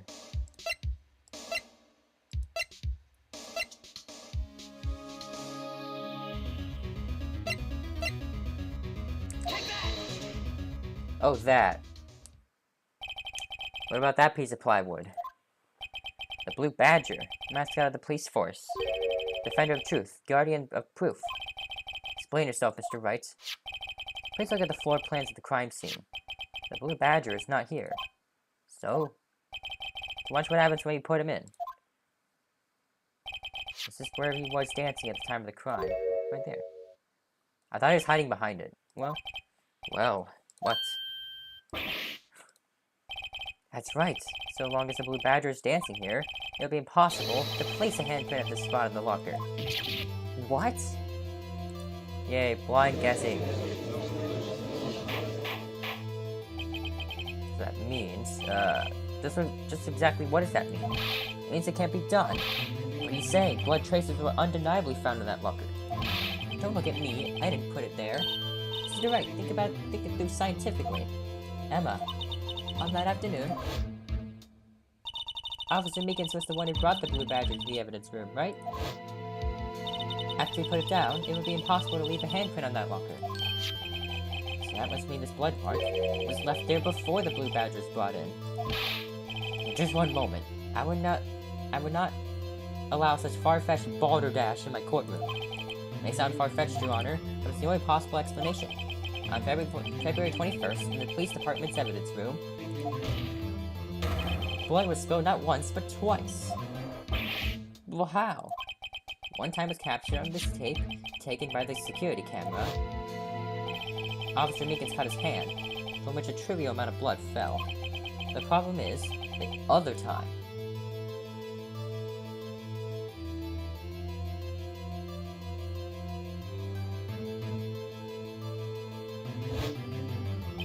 Someone bled prior to the struggle shown on this tape. It had to have been Detective Goodman when he was really murdered. That's ridiculous. I refuse to accept your absurd claim. The murder portrayed in the security tape has been proven to be a fake. However, it does not explain the blood mark found on the locker. So then, assuming this murder you purport really happened, when did it take place? I demand you show evidence that proves that it occurred. When did the first incident occur? I know when it did. To summarize, the defense claims that prior to the Officer Meekins being cut by Jake Marshall, who was posing as Detective Goodman, another incident took place in the evidence room. That's right, the blood mark on the locker proves this. Very well, then tell us. When did this first incident occur? As Mr. Edwards said, proof must be presented. Proof that shows when the murder took place. There's only one piece of evidence that can show that. Now then, when the defense please presented its evidence. What shows when the first crime took place? This. If the crime took place inside the evidence room, then the killer would have had to enter it. And in order to do so, an ID card would have been required. An ID card? Oh, the ID card record. Officer Meekins brought the Blue Badger panel into the evidence room at, let's see here, 4:50 p.m. If the crime took place before that time, then it would be 4:40 p.m.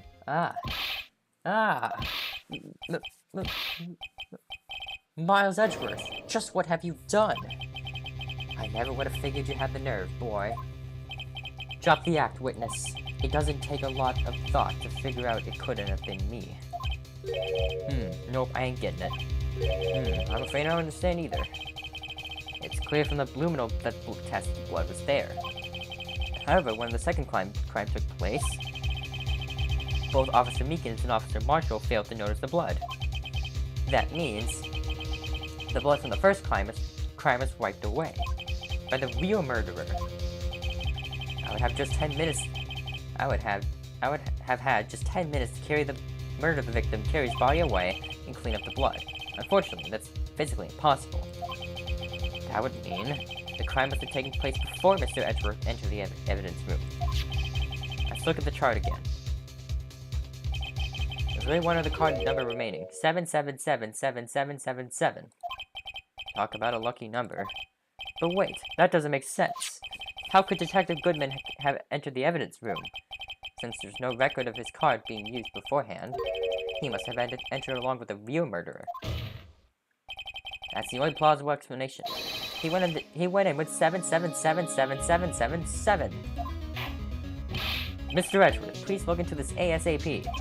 Find out whose ID number was 7777777. That's 1 7 too many, Your Honor. Unfortunately, I'm unable to look up the owner of that ID card. At least at present. What? Explain yourself, son. The ID number 7777777 belongs to a number of a rank of captain or higher. Someone who is a so-called executive officer. You don't have the authority to inquire into such a person's identity. But that's ridiculous. Just how? I'm not finished talking, Mr. Wright. There is one situation in which we can be granted such authority. If an official charge filed against an executive is accepted, an official charge. You're all alike, aren't you? With your cover-ups and your forgeries. That's how the prosecutor's office operates. I take pride in my work, Officer Marshall. I would appreciate it if you kept your slander to yourself. Slander, is it? Okay. Let me ask a question. Yes? No, not to you. To her, the defendant sitting over there. Your own little executive. Lana? Don't be stupid. She's been charged with murder. Of course we've looked up her ID number, and it's not 7777777. Don't play me for a fool, partner. That's not what I want to ask. All I want to know is one thing about that incident. The SO9 incident. Answer me this, Chief Prosecutor. In that trial 2 years ago, did you really only use legitimate evidence?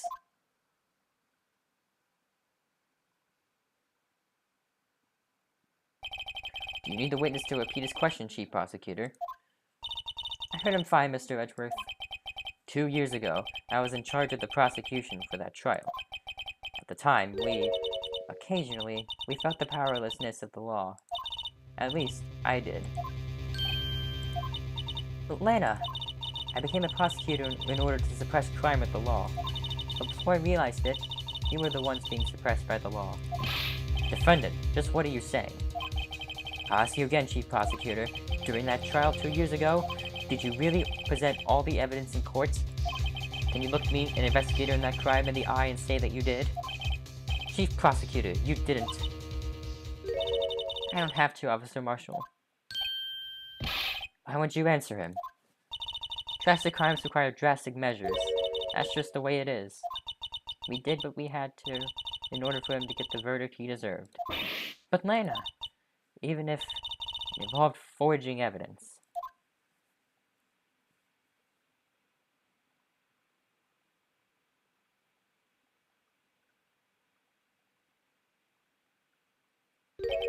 See? That's what I'm talking about. No. No! Order! Order! Order! Order! Lana's remarks caused such a stir. The chaos in the courtroom could not be quelled. The conclusion of the trial would have to wait until the following day. Alright, we're done with that.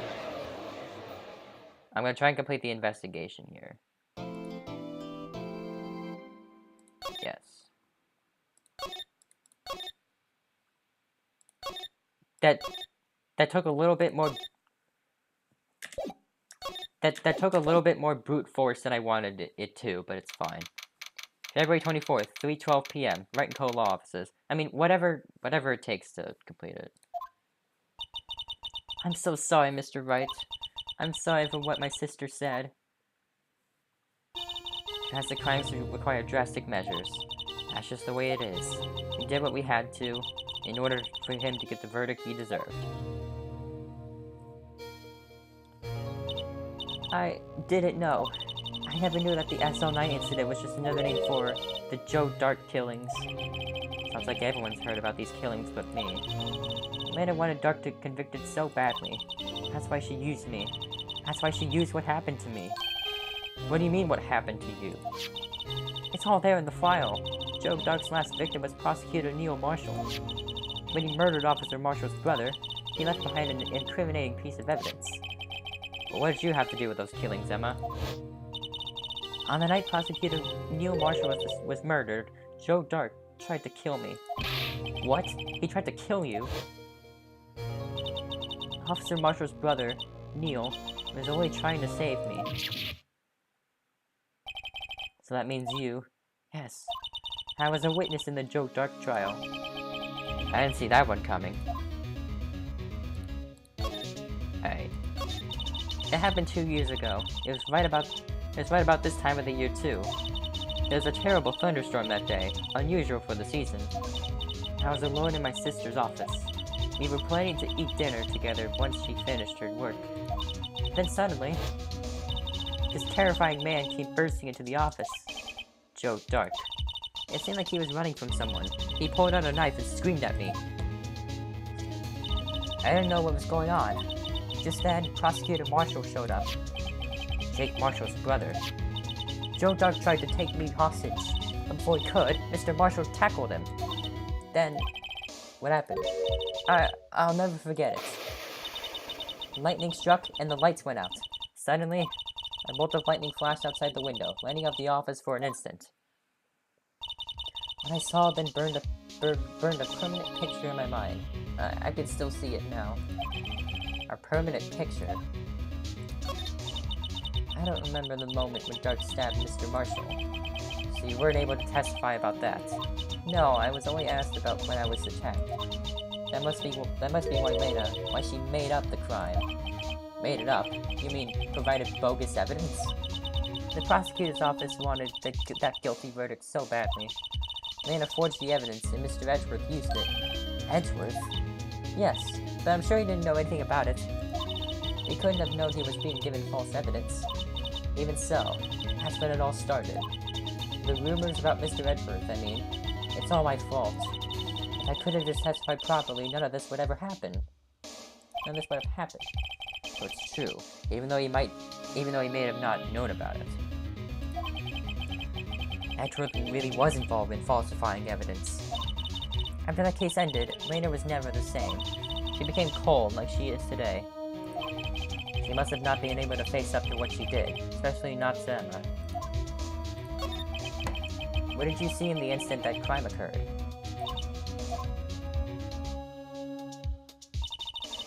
Dark knocked down Mr. Marshall and raised his knife.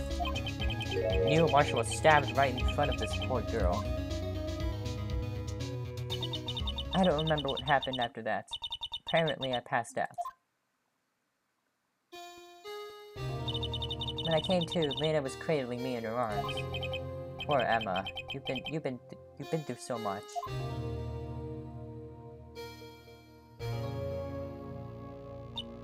I couldn't bring myself to testify about that instant. I tried, but the words just wouldn't come out. I drew a picture, but it wasn't any good. 2 years ago. You must have been 14. That's understandable.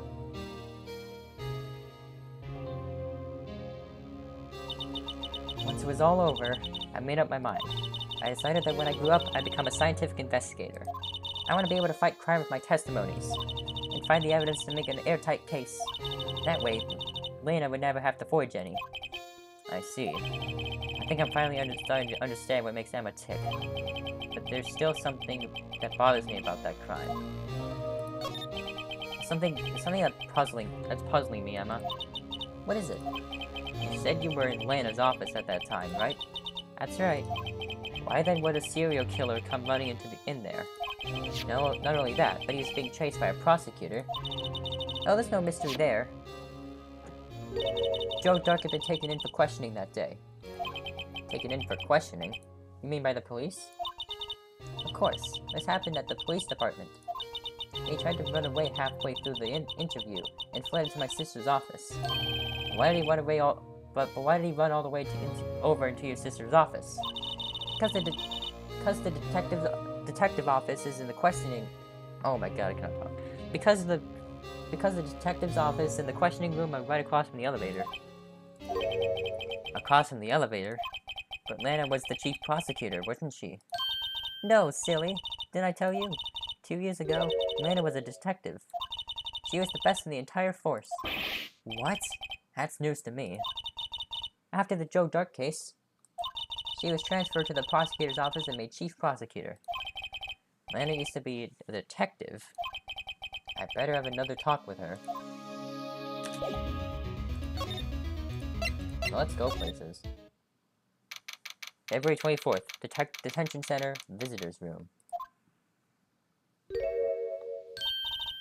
Lana, Mr. Wright, it seems I keep causing you trouble.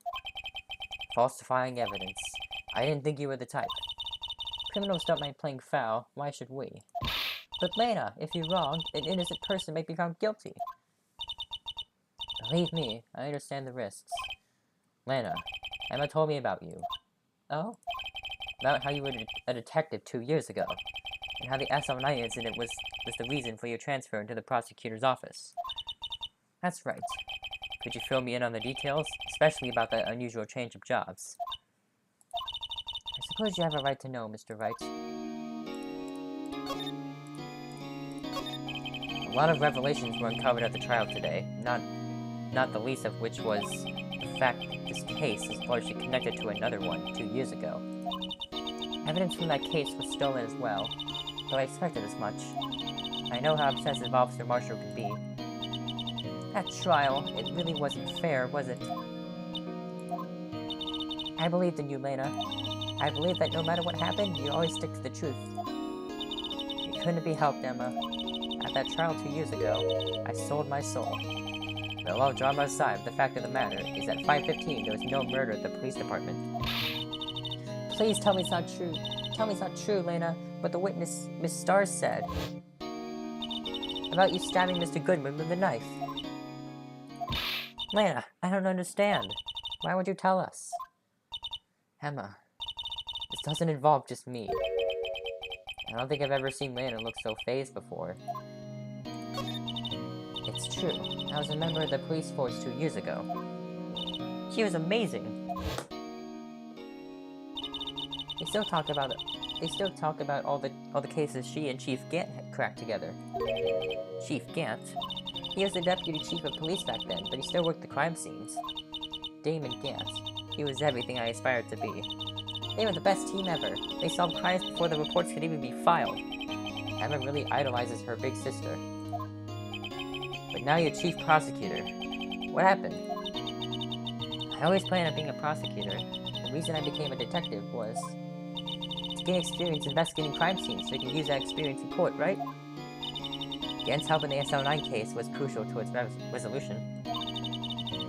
After that, he became chief of police and arranged my transfer to the prosecutor's office. Maybe I should ask more about this investigation of theirs 2 years ago. 2 years ago, I was second in command of the detectives investigating Dark. Second in command? That means the investigation lead was Damon Gant, right? Yes. Deputy Chief Gant and I shared the same office and the same investigations. They even had the same office. We led a team of the best detectives on the force. Detective Goodman, whose case it was, Jake Marshall, and Angel Starr. It was the first time Marshall worked with his brother. He was quite gung-ho. Without a doubt, Joe Dark was the serial killer. We asked him to come in for questioning. We were desperate for evidence. That was when his final murder took place. When he tried to murder Emma. Prosecutor Marshall was trying to save me from Dark. You see, the first person who happened upon the scene of the crime was me. Now you tell us. Damon Gant and Neil Marshall were the ones questioning Dark that day. The investigation was in its final stages, and Dark must have suddenly panicked. So he waited until Gant and Marshall let their guards down and fled the room.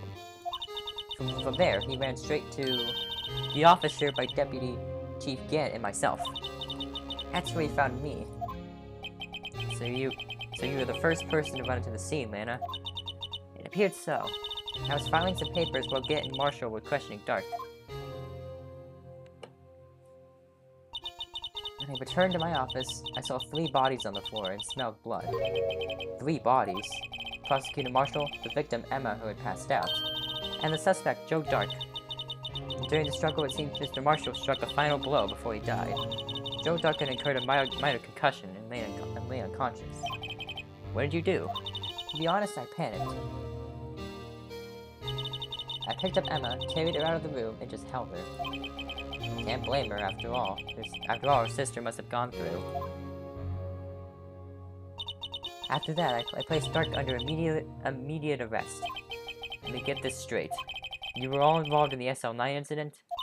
That's right. Quite a coincidence, I don't buy it. What are you saying? There's no way everyone involved in this trial was also involved in that incident just by chance. That case was solved 2 years ago. At least one person went to extremes because they didn't believe it was truly solved. Officer Marshall, yes, his actions came as a surprise to me as well. Ever since his brother died, he's changed completely. I guess he wasn't convinced with the ruling against Joe Dark. Life doesn't end with the closing of a case. Everyone has to live the rest of their lives with their memories. That case just might not be over yet. Emma was assaulted by Dark at the police department, right? Yes, in the office that Damon Gant and I shared. The office that Mr. Gant now occupies by himself, the Chief's office. Maybe we should have a look at the Chief's office, the site of the final SL9 murder.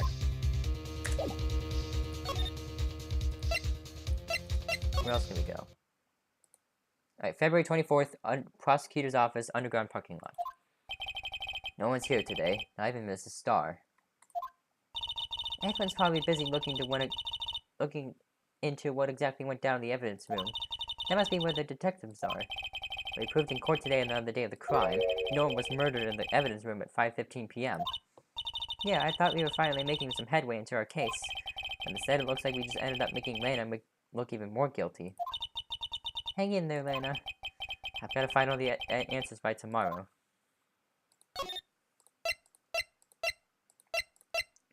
Go to here.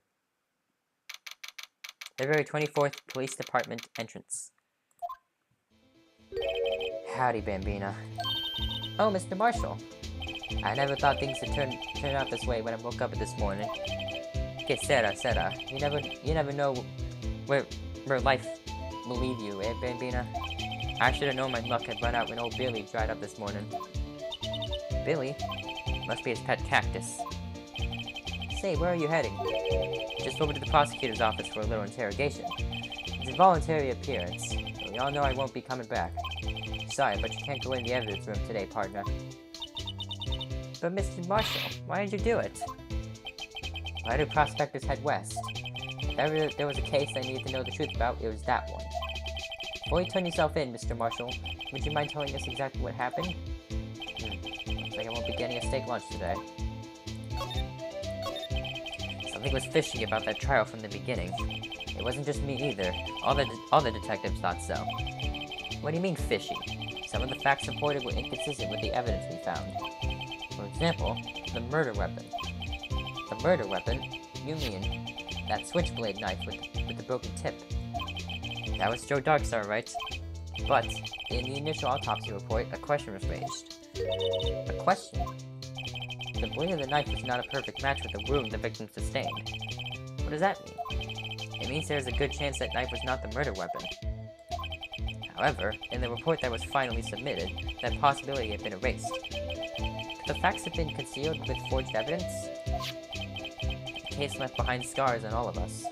The scars that the SO9 incident left behind. I got the looks, but he got the brains. He was one of the best prosecutors around. I had just made detective when it went down. It was our first case together. How old was he? Your brother? He was 27 at the time. He was awarded the highest honor that very day. The highest honor? You mean the King of Prosecutors? I knew it. What are you looking at me like that for? That's an honor for a prosecutor. Mr. Marshall must have really been close with his brother. The day of the SO9 incident took place, that wasn't the same day as... That's right, it was the day of the evidence transferal. Interesting. It was drizzling that morning, and by nightfall there was thunder. I can't believe 2 years have gone by already. I tried to steal the evidence so the case wouldn't die. Apparently someone tried to stop you. Detective Goodman was murdered, and the evidence locker was empty. There was something going on behind the scenes in that case. We all knew that later. Every detective involved in that investigation, save one, was taken care of. Mrs. Starr was fired, and I was demoted and boxed away in a tiny room. What about Detective Goodman? If they did something to him too, the commissioners would get suspicious. No, they were careful enough not to be too obvious. They? Who are you talking about? Don't get upset, Bambina. I mean Damon Gant and Lana Sky. The investigation lead, Damon Gant, and the second-in-command, Lana Sky. There wasn't a person on the force who hadn't heard of that duo. That case was the biggest step in both of their careers. After the case ended, Lana transferred to the prosecutor's office, right? Yeah, Damon Gant the new...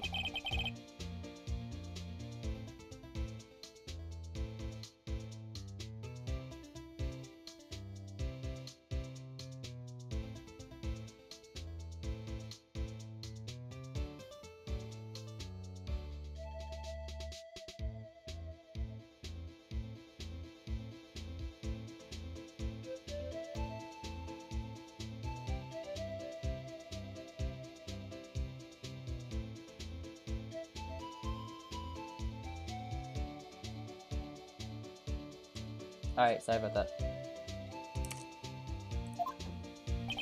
She's never been the same since she left. Everyone who knew her said so. Chief Prosecutor Sky was totally different when she was a detective. Now that he mentions it, Emma said something like that too.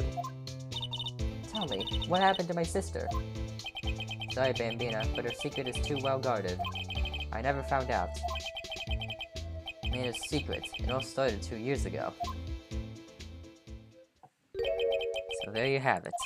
That's my story. Did you enjoy it, partner? It was certainly enlightening. There's one thing for sure I found out in court today. That boy Edgeworth isn't my enemy. He was the one who used falsified evidence to get a guilty verdict, but someone else was the one who gave him that evidence and planned everything. That someone is Damon Gant. You don't believe me? Well, I don't blame you. I wouldn't even be a patrolman after today. Too bad I won't be around to work with you when you become a real scientific investigator. Adios, Bambina. Well, there he goes. Well, there he goes.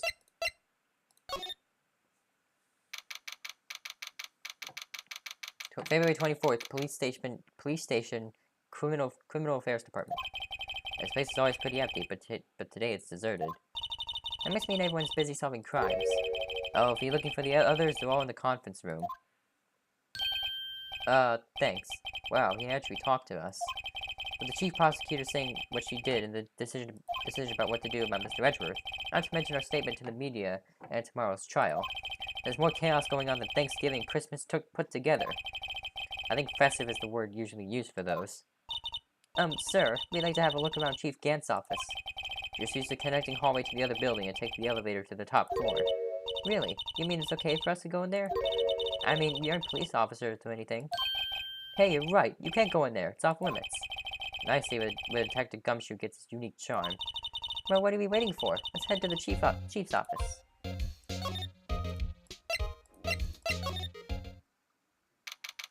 February 24th, police department. Wait, just played a fighting game when you win. Instead of saying winner, it sounds like wiener. Yeah.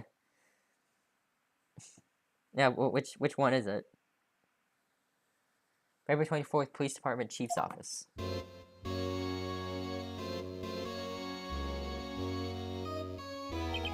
Whoa, where am I? In the chief's office, silly. At least that's what it said on the door. Check out that pipe organ. That's real, isn't it? Yeah, I used to take organ lessons in kindergarten. They used to call me Little Miss Bach.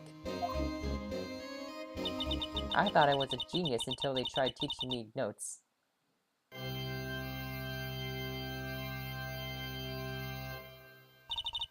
I never could remember where C was. Oh, it's you two. Chief Gant. He put that paper he was reading in his desk. So, Vido, have you been swimming lately? No, I haven't. It's called Chaos Code, but the story makes no sense. You know what? Yeah. Cool. I can appreciate that. I've had my hands full too, with Mr. Marshall's misconduct, and Lana's provocative statement. Provocative statement? Oh, you mean about the forged evidence? 2 years have passed since that incident. My, how time flies. See that big picture on the wall over there? That's a picture of Lana, Neil, and me. So this is Mr. Marshall's brother, Prosecutor Neil Marshall. We took it to commemorate our work together. Something's not right with this picture. I can't quite seem to put my finger on it, though. Gant team picture added to the court record.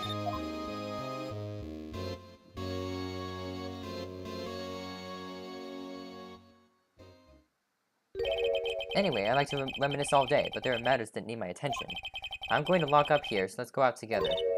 Oh, but this office. It was a crime scene 2 years ago, wasn't it? That case has long since been over. There's no need to investigate it anymore. All the same, we still like to have a look around. Perhaps you didn't hear me.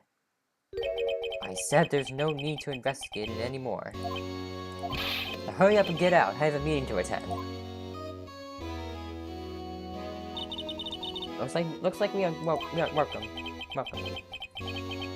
Seems like that case isn't over with yet after all. What do you mean? Chief can't deny the request to search the crime scene.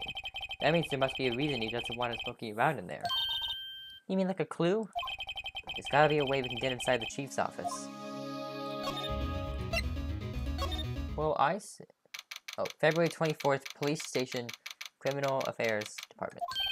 Hey, pal. Detective Gumshoe, aren't you supposed to be in a meeting? I'm, just taking a breather. My feet hurt. From sitting so long? Actually, serving everyone coffee. Sounds like Detective Gumshoe's still out of the loop. Say, have either of you seen Mr. Edgeworth? Edgeworth? No. What do you ask? He's under fire from both the police department and the prosecutor's office. It's almost like the battle's between you two in court. That sounds serious. Is it because of what my sister said? That's basically what it all boils down to. That falsified evidence 2 years ago.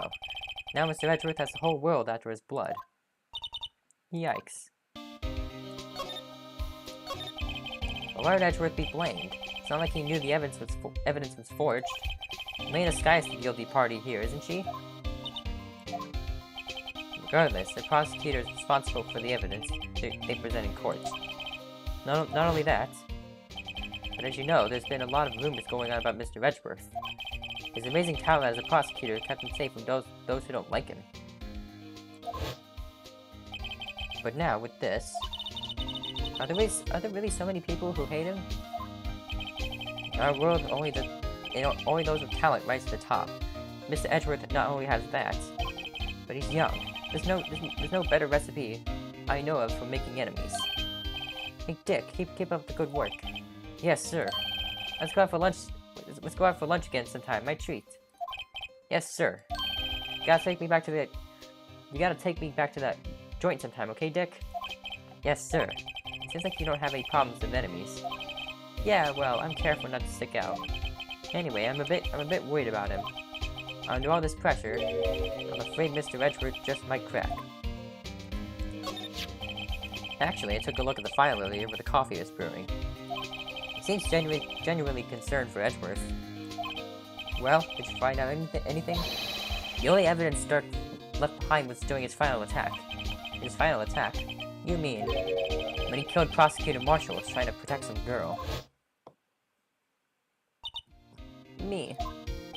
It seems Detective Gumshoe never realized Emma was the girl. That's when he left the most incriminating evidence of all. Well, what was it? Oh, let's see. I think it had something to do with the murder weapon. Oh, I forget. Look, it's all written somewhere in here, okay? His powers of recollection never fail to impress. Maybe we should show him the murder weapon. It might jog his memory. Joe Dark was 42 at the time of the crime. He was just your run-of-the-mill businessman. A businessman? What made him take to serial killing? One day on his way home from work, he hit someone with his car. With his car? So, it was an accident. An accident, yes, but it transformed him into an animal. An animal? He killed a man that witnessed the accident. Then he killed a lady who saw the second crime. A kid walked by just then, so he killed him too.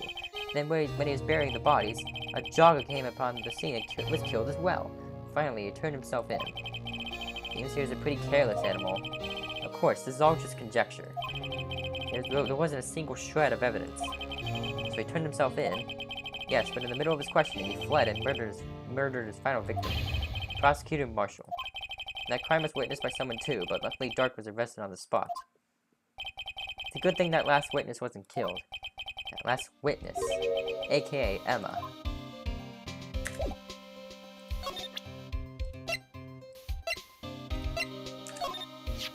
About this.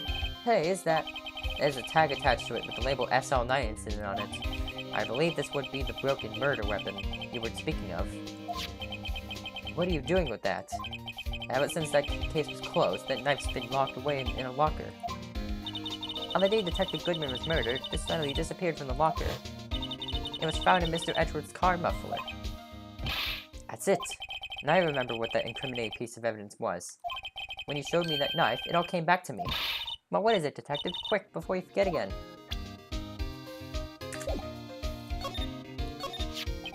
This knife. It was Joe Dark's, wasn't it? That's right. We traced it back to the store he bought it at, plus it has fingerprints on it too. But no one actually witnessed him using it to murder anyone, right? That's where his luck ran out. When you take a good look at the knife, you'll see it's broken. You don't have to take a good look to notice that. Yeah, well anyway, take a guess where the broken off tip of the knife was found. That's what did him in. Where was it? The victim, Neil Marshall, was carrying it inside his own body. It was found deep inside the stab wound. Did it match Dark's knife? You bet, down to the last fiber. That's pretty conclusive. Neil's autopsy report. Stabbed in the back, knife punctured hardened lung. Knife tip was in the wound. And the switch blade knife updated. Well, there you have it, in a nutshell. That's all I know. Can I ask you one more thing? What is it? If it's money you need, you should ask Chief Gant. It's not money, but it does concern the Chief. His office is a crime scene, right? And Sir Prosecutor Neil Marshall was murdered. The Chief's not out now, and his office is locked. But we'd like to have a look around, if that's okay. Well, any detective's ID card can unlock the door. What? Really?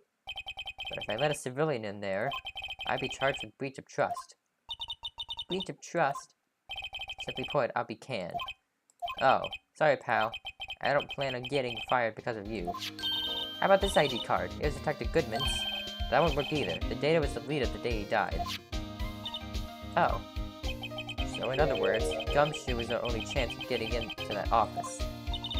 I wonder if there's something we can show him that would make him change his mind.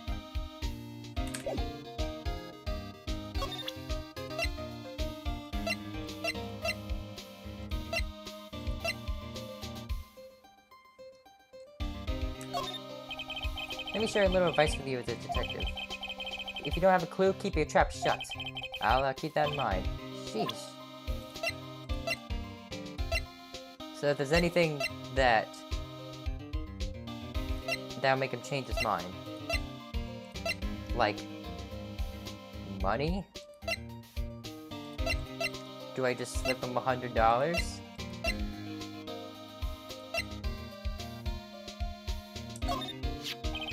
That's the ID card record, isn't it? Yes, there's only one number left to investigate. At 4:20 p.m., the victim, Detective Goodman, must have entered the evidence room along with someone else. Someone with an executive officer number. 7777777. That's 1 7 too many, Detective. An executive officer. I just might have a hunch. I think it's Gantz.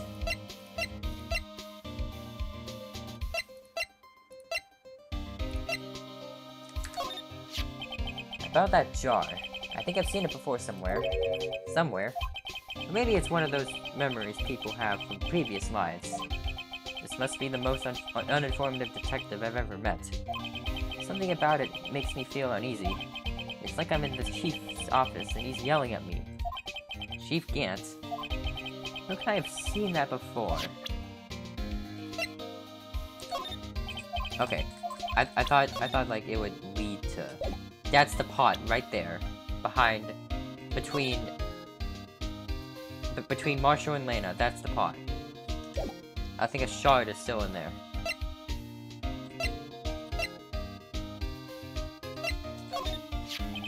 I've been studying up on those files. There's nothing wrong with Mr. Edgeworth's presentation. I think people are accusing him of injustice.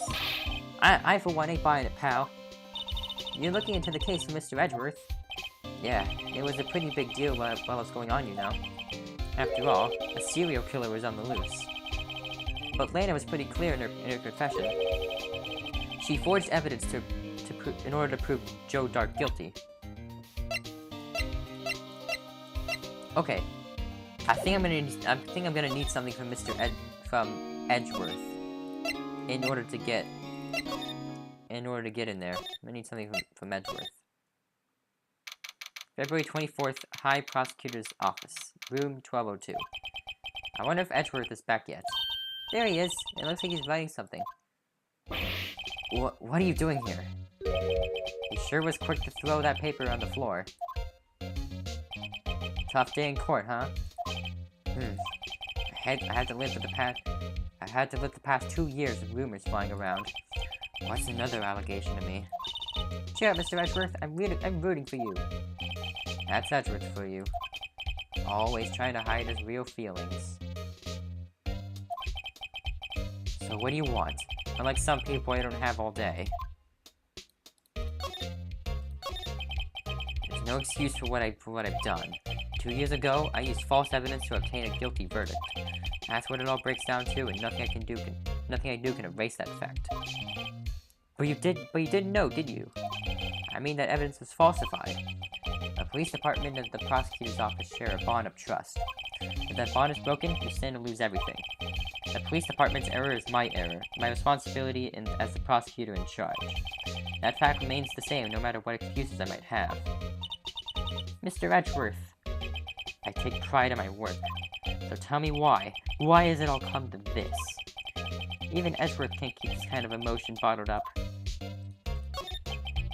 Are you up for the trial tomorrow? First last year's trial, and now this one. It seems all you do is worry about me. To be honest, you're getting on my nerves. But Mr. Edgeworth, you can't just walk out on the trial. Tomorrow's the last day. It's too late to change prosecutors. I'll bet that's what my superiors are banking on. I never thought that case would come back to haunt me like this. What do you mean? A list of evidence. It seems too short. Most lists run twice as long. It's only half as long as most lists. That is odd. After Neil Marshall was murdered, I became prosecutor for that case. I may not have been part of the investigation, but I knew what I had to do. Use the evidence I was given to prove the suspect guilty. That was really the only thing on my mind at the time.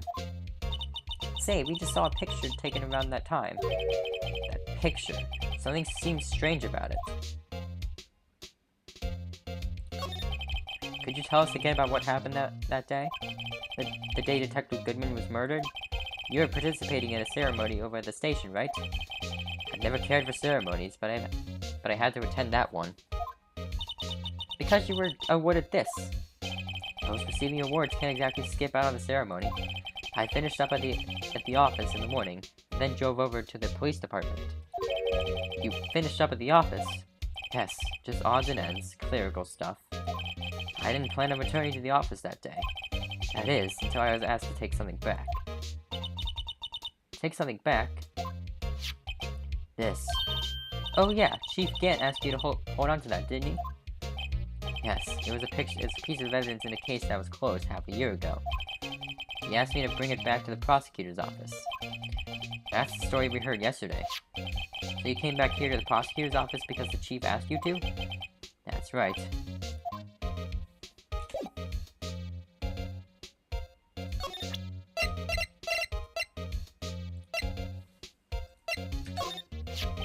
This picture was hanging on the wall in Chief Gant's office. Prosecutor Neil Marshall. He had just started making a name for himself. Looks like this was taken when he received the King of Prosecutors trophy. Speaking of that, there's something that bothers me. Yes? The trophy Mr. Marshall is holding. It's a little different than yours. Yes, you're right. I remember now. Remember what? That was what the official prosecutor's trophy looked like until 2 years ago. There's a story behind its design. A story? Sounds interesting. Would you mind telling it to us? It's simple, really. Contradiction. That's what the award's based on.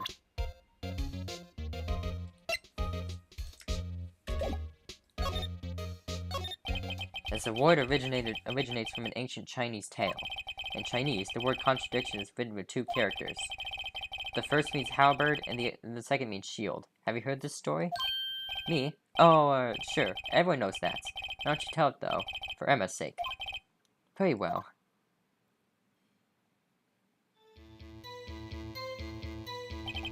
Long ago, in the kingdom of Chu, there was an arms merchant. One day, he presented the king with 2 items. The first was a halberd he claimed could slice through any shield or armor. The second was a shield he claimed could withstand any weapon. Wait a minute. Those claims contradict each other. Very deceptive. But then again, you've heard this story before, right? Anyway, as you mentioned, the very descriptions of these items discredit them both. When the king pointed this out, the merchant was left speechless, and thus the Chinese word for contradiction was born. Oh, I see. So the chipped shield and broken knife symbolize... Precisely so. They symbolize the merchant's items. The ancient tale ends with the merchant at loss for words, but it's in our nature to pursue matters to their conclusion, even if it results in something as ugly as this. Wow, thanks, Mr. Edgeworth. I learned something new today. That's funny. If that's so, then why were you only given a shield? You'll have to ask Chief Gant. 2 years ago, he had the halberd part of the award abolished. Chief Gant. King of Prosecutors Trophy. Alright. Cool.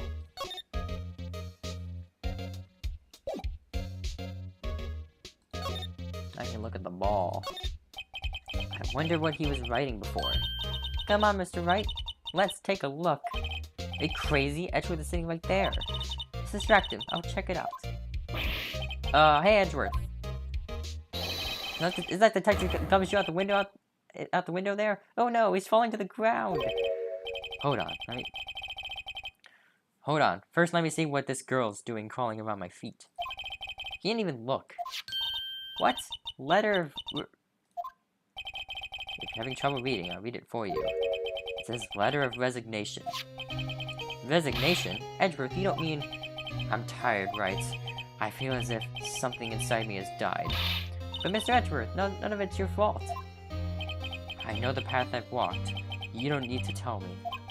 And the path I've walked hasn't been a just one. I can't forgive myself for what I have done. And no one else should forgive me either. Uh-oh, I think he's serious. Mr. Wright, please, you have to do something. It's letter of resignation. I wonder if I can use it for anything. Letter of resignation, put in his pocket. Edgeworth discarded letter of resignation. He's serious. Okay, I think I might got it. February 24th, Prosecutor's Office, Underground Parking Lot. Excuse me. Would either of you care for a quarter pound of roast beef? Mrs. Starr, I guess she's out of lunches. You certainly are the curious sort, aren't you? Kind of like that first person who sucked a cow's nipple to discover milk. Still, I never thought you'd go digging up that case from 2 years ago. Hey, Tanya. Everyone at this trial was involved in the SO9 incident. Not only that, but the murder occurred on the very day the evidence for that case was due for transferal. This can't be all attributed to mere coincidence. Aren't you forgetting something? You know, that little scene that I happened to witness? The instant Lena stabbed Detective Goodman with a knife. No matter how much of the past you dig up, it won't change what I saw. Roast beef is meant to be savored when eaten. It's Star's hatred towards Lena. It all dates back to 2 years ago. Joe Dark. That's a name I'll not soon forget. We trailed him for half a year. Oh, the pressure. Still, I don't think I was ever more alive than I was then. Those days were steamier than a bowl of hot gravy. Poor old Jake Marshall, though, must have been going through hell. You mean because of his brother's death? They were close, those two. After Neil died, something took over Jake. He became obsessed. Seeing Jake like that made her all the more desperate. Her? Lena Sky. My sister? The best of the best were put on that SO9 case. Of course they were led by that legendary duo. Lena and Chief Gant. That legendary pair was the reason we were able to keep up with our investigation. That's why we were so shocked over how it turned out. You mean with the forging of the evidence? Don't get me wrong, Joe Dark got what he deserved. Still, it was obvious the evidence produced in court was being manipulated. Items our team never found would suddenly appear, while other items were kept secret. I do not have proof anything illegal was done. I'm proof enough of what happened. After that case, all of us save Goodman were relieved of our duties, most without even so much as an explanation. Then Lena Sky transferred to the prosecutor's office and became chief prosecutor.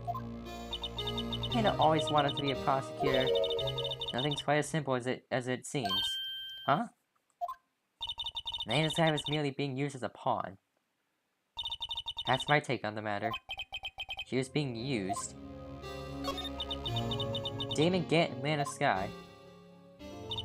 Gant led the investigation, with Lana second in command. They were the best. They solved all kinds of cases together, didn't they? Damon Gant's magnetism in particular was almost unreal. His magnetism? By that I mean his ability to attract evidence. He produced the most incredible evidence in the cases he handled. Incredible evidence? You mean... Oh yes, there were rumors about him even back then. No one dared confront him, though. I take it she's talking about forged evidence. Back then, everyone looked up to Lena. All the detectives wanted to be like her. Really? Oh yes, myself included. I was a fool, really. She hated anything crooked, and always watched out for the other detectives. That's why she was so concerned for Jake. Mr. Marshall. When Jake's brother was murdered, she felt as if she had lost her own brother. If it wasn't for her, I don't think Jake would have ever recovered from his shock. That's what makes it all the more infuriating. Mrs. Starr. That's why. I'll never be able to forgive her. Why did she have to turn so cold after that? Lana transferred to the prosecutor's office 2 years ago, didn't she? Yes, thanks to Chief Gant's powerful influence. Chief. That's right. Having solved the SL9 case, his position as chief was secured. There's only one thing left for him to control, and then no one could stand in his way. The prosecutor's office. What? You mean that's where Lana was transferred? If he could control the chief prosecutor, he could control the prosecutor's office. That must have been his goal all along. But how could he control Lana? I don't know, but one thing's for sure. Ever since that case ended, she's never been the same. It's only logical to conclude there must have been a reason for her change. At last, I'm finally getting close to the bottom of this ugly mess. Thank you, Mrs. Starr. You listen to me, Rookie. It takes more than just ingredients to create fine cuisine. I hope you turn out to be a better chef than I've been.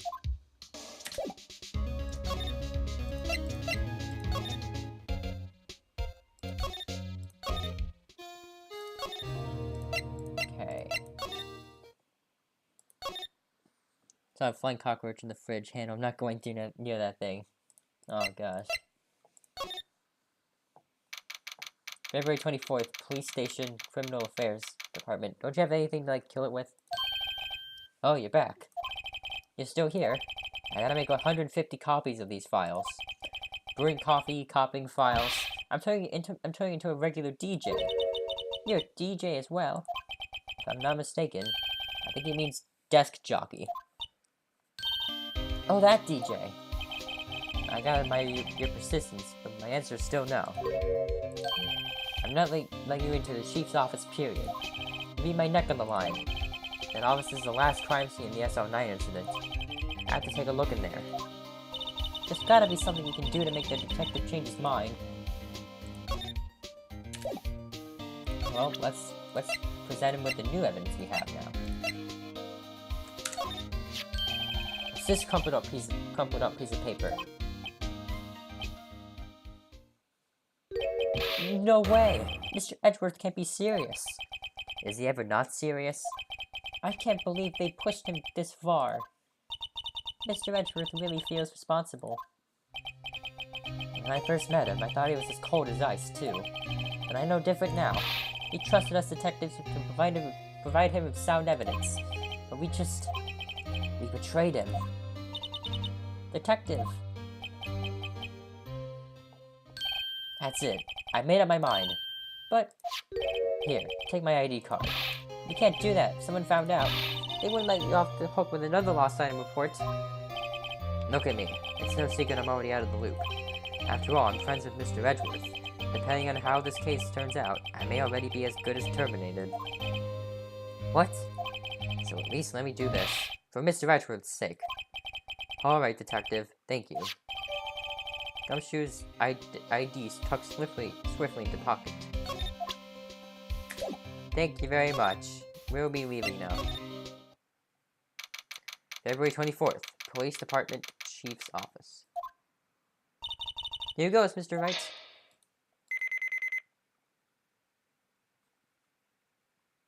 We're back. We're in. If anyone finds us now, Detective Gumshoe's a goner. If that happens, I'm counting you to bail me out. Eek! Gah! Slap. Sorry, I thought you were a ghost. I didn't even know you could slap a ghost. Ah! Detective Gumshoe! What are you doing sneaking up on us like that? I wasn't sneaking. I was just worried something might go wrong. So I came too. If you're here, then what's the point in giving us your ID card? Guys, Gumshoe's ID crushed and rendered unusable in pocket. Hey, don't do that to my card! Well, he's dead. I hardly ever get a chance to come in here, so I figured I'd have a look around myself. Besides, we're all in this together now. You really do want to get fired, don't you? Not if we're lucky. Now come on, let's see what we can find out. I've got a bad feeling about this.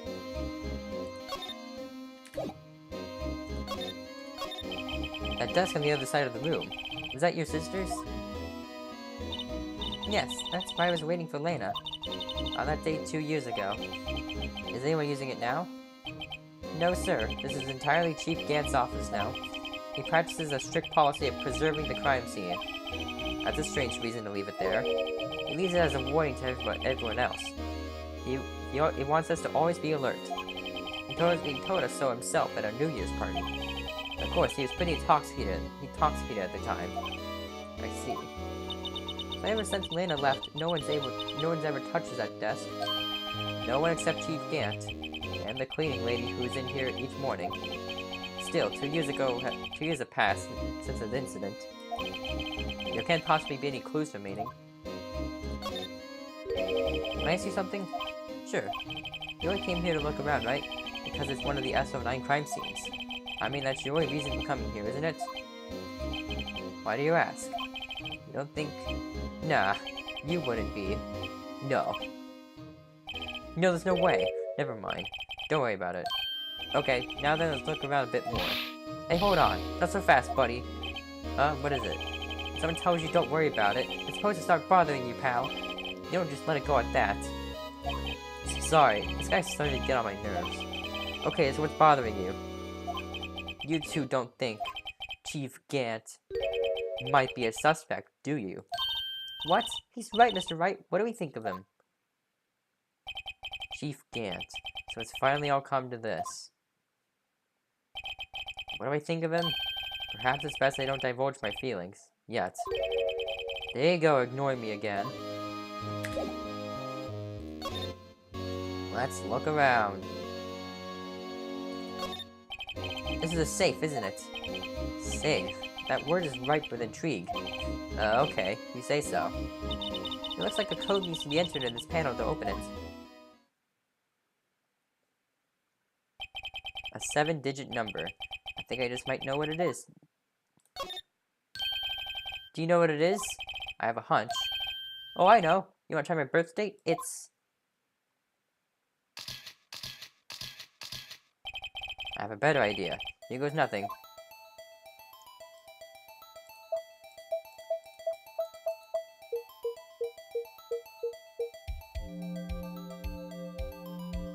Yay! Bingo. What number did you enter? Whose birthday was that, pal? 7777777. The final ID card number in that record. What? The number of this mysterious executive officer who entered the room that day. You mean 7777777. That ID number. I think you won 7 shy this time. This can only mean one thing. That's Chief Gant's ID number. Say, anyone care to look inside?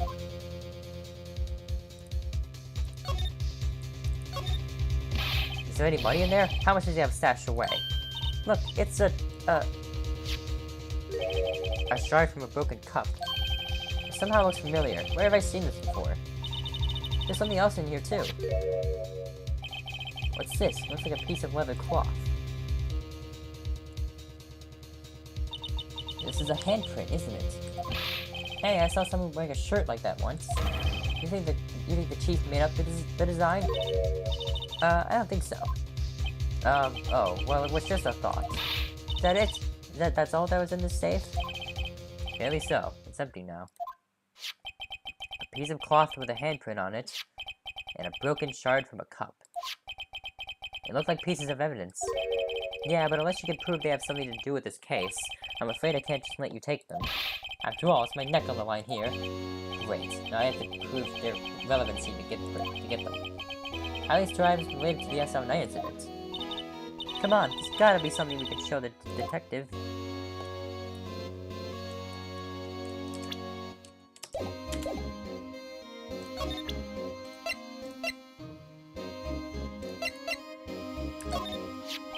Detective Gumshoe, could you have another look at this jar? I remember when the three of us put that back together. Ah, those were the days. It's kind of early to be nostalgic. Wasn't this jar a piece of evidence from that case? That's right. One of the shards had an SL9 incident sticker on it. Doesn't this ring any bells? You know, that fragment we just found? You mean this one? That was in the safe. Yes, that one. That was in the safe. Now that you mention it, it's ringing a lot of bells. Let's see if it fits. Here, let me see that shard. I'll take a crack at this. Go ahead, pal. Show us what a rookie can do. Mr. Wright, here's some glue. If I get pieces together again, you'll prove Chief Gant was knowingly hiding evidence. Here goes. Wait, rotate. Rotate. Yay. There, it fits like a charm. That, of course, means Chief Gant willingly and knowingly hid a piece of this jar in his safe. In other words, he concealed a piece of evidence for the SL9 incident. But, hey guys, get a load of this. What is it? This piece you just attached? It's different from the others.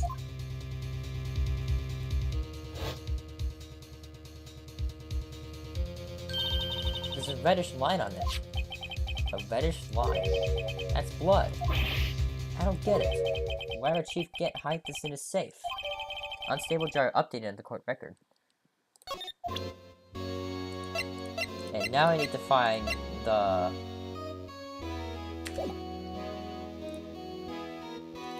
reason to find the safe, isn't it? Oh. I need to present one more piece of evidence.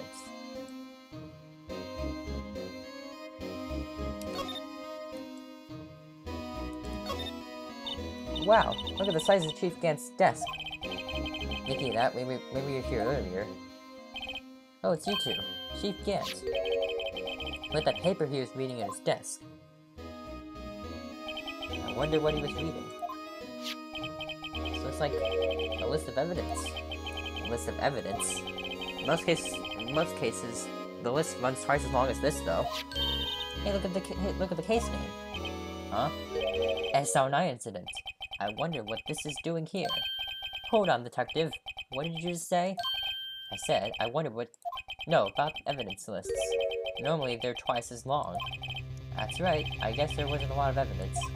A half-sized list of evidence. A list of evidence. It seems too short.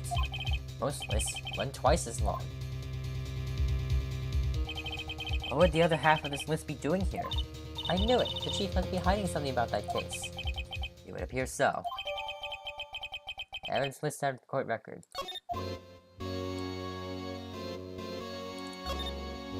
Wow, looks like Chief Gant's desk. Yep. This record had the other half.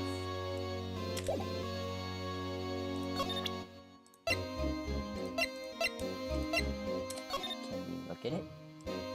I can't read it. I can't read it. Well, we're gonna go ahead and look at the other side.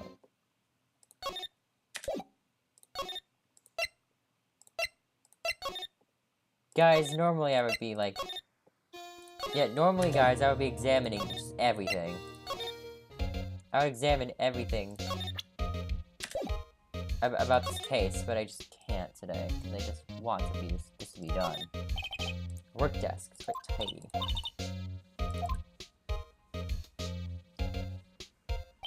Strange. Why just Detective Gumshoe? Look at that name plaque souvenir. Don't, he'll sue you. Set. Right, please. I'm the prosecutor. You... Mr. Wright. Mr. Edgeworth just told you no in a very stylish manner. Bro, it's in here.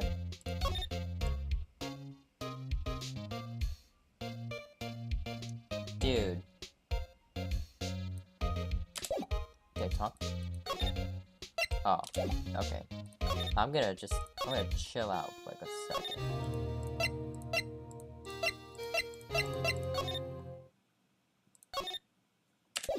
You know what? I think I might just do it just for fun. Look, that patrolman is saluting that other guy. He must be a detective. So I've cut the lot, right? Do you know what he says? What are you, a moron? I'm an undercover agent. Oh man, I hate it when that happens. I guess he wasn't saluting. He was just listening to how his friend messed up. They make a good pair.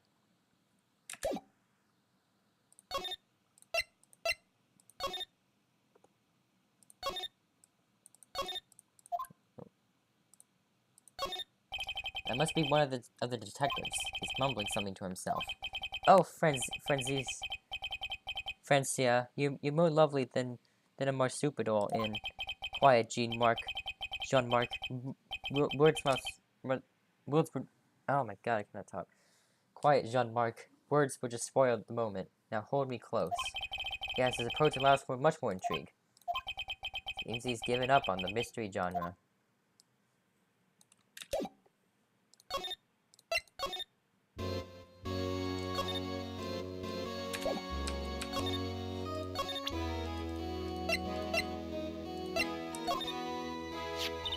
That's what the chief was reading before, wasn't it? You know, when we first came in here? Yeah, looks like the right side of the form's been torn off. So Mr. Edgeworth's list was really only half the whole thing. Something else is bugging me more than that. Take a look at the back of this form, pal. The back. That just gives you a clue. Okay. I saw that, but I don't have a clue. I wonder what this is. It looks like someone drew some kind of a sketch here. What is it? Did you find something? I can't make it out. I better keep quiet about it for now. Huh? Oh, no, it's nothing. Why are your eyes moving about like that, Mr. Wright? I better not forget about this picture. Bro, just tell him about it.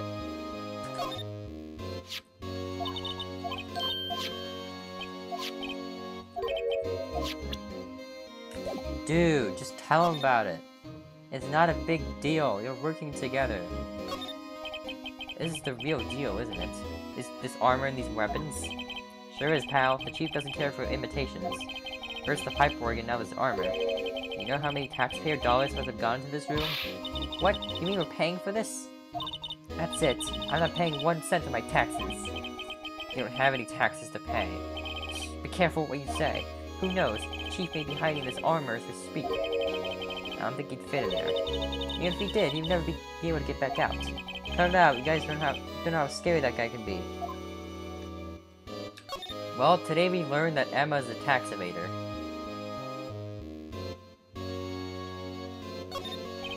These shelves are mostly empty. Elena must have cleaned them out when she transferred over to the prosecutor's office. There's a small picture frame on the left shelf. Hey, this is when Elena and I went to that theme park.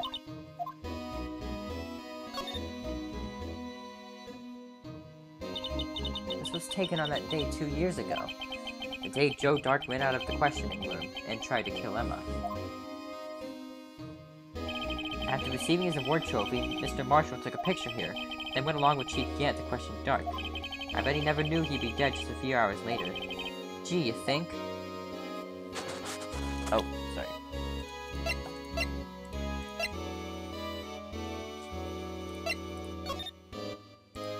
What about that pod?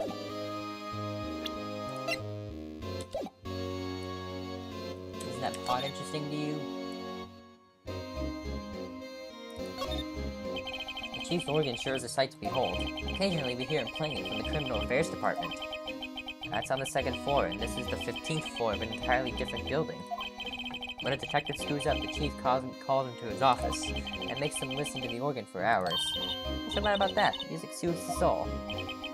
After that, the detective can't hear anything for days except for ringing in their ears. So it's an instrument of punishment, literally. Aren't the Chief's ears affected? He never listens to anyone anyway. That's besides the point. I need to get the orange thing.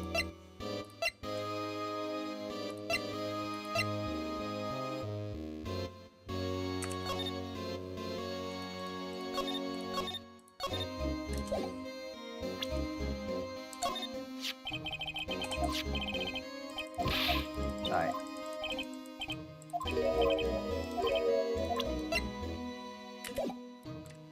Okay.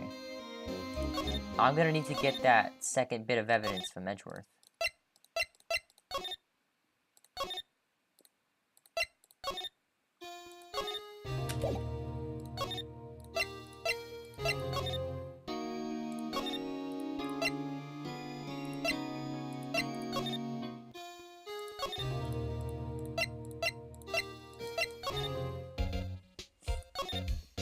Alright.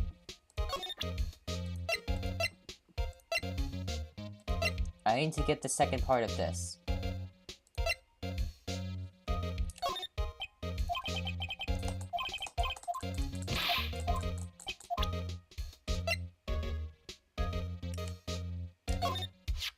This picture is hanging on the wall in Chief Gant's office. Prosecutor Neo Marshall. He had just started making a name for himself. Looks like this was taken when he received the King of Prosecutors trophy. Speaking of that, there's something that bothers me. Yes? The trophy Mr. Marshall is holding. It's a little different than yours, though.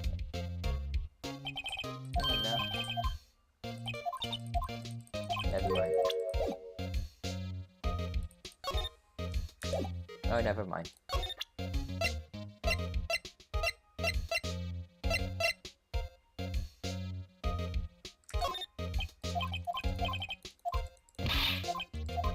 I need to get the second part of this. Come on.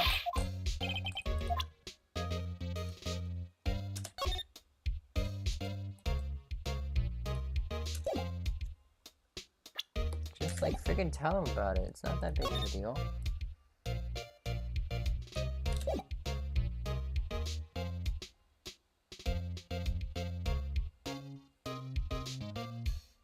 Wait, I got it. Oh, wait, I didn't mean to press that button.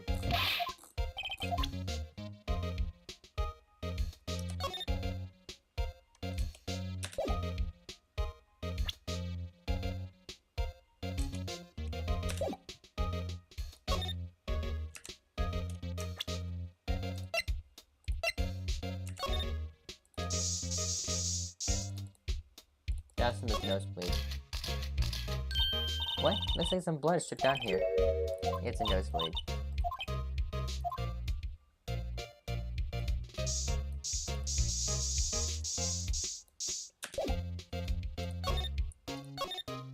I've had an idea.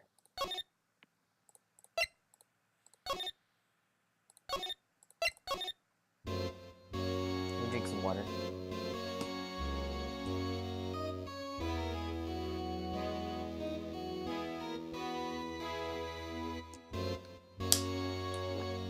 Delicious. Alright. Let us... I have an idea. What if we do... What if we use aluminum? Oh, look at that. What is that? Whoa, this area must have been covered in blood. Is this from that incident? It must be, when Prosecutor Neil Marshall was murdered. 2 years have passed, so the reaction's kind of dull. So murder really did take place here.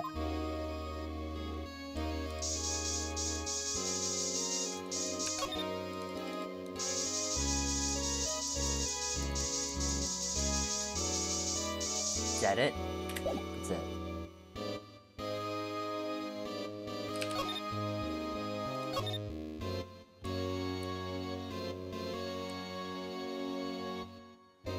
That's it. This is Lena's desk. It sure is tidy. Lena's always been a meticulous cleaner. There's not even any dust on it. Looks like someone's still keeping it clean. Did Lena ever come back here? No. Chief Gant must still keep in clean in memory of their partnership. Maybe the stuff legends are made of. Do you keep it in memory of her or memory of the crime?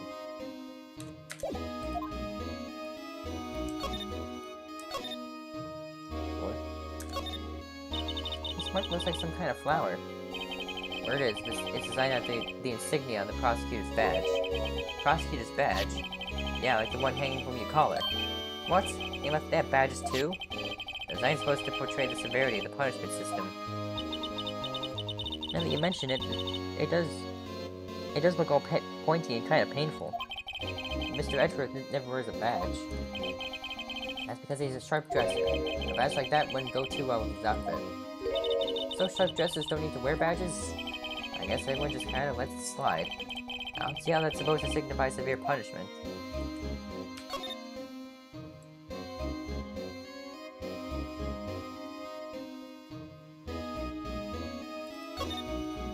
You can see pretty far from 15 stories up. If you had to drop that suit of armor from here... First, the chief wanted to use stained glass for this window. Really? Why didn't he? They say he changed his mind because he wouldn't be able to see the view. Oh. Stained glass or not, it's a huge window.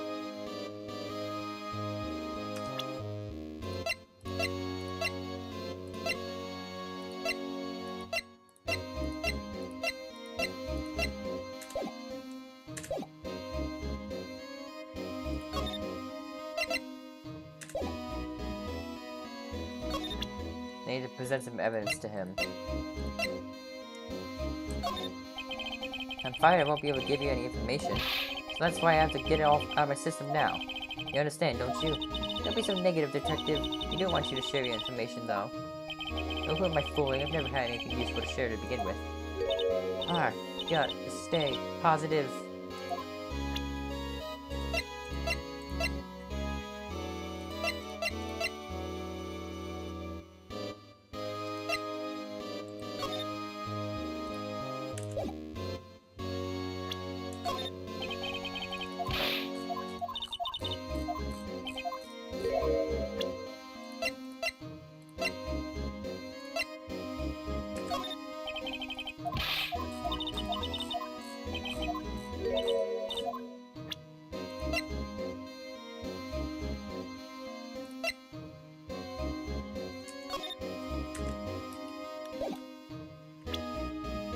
I need to present evidence to him that will let me have the handprint thingy.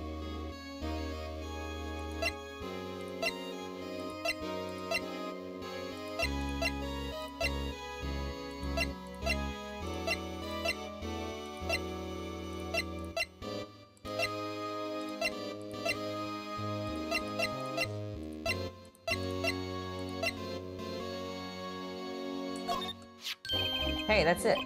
That's the King of Prosecutors Award that Mr. Edgeworth got the other day. Were you at the award ceremony, Detective Gumshoe? Of course, pal. I got an award for diligence myself.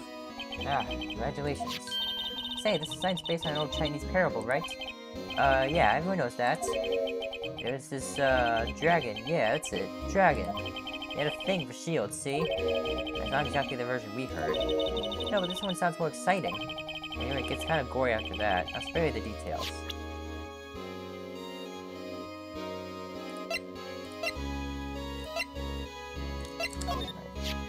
This knife belongs to the murderer, Joe Dark, right?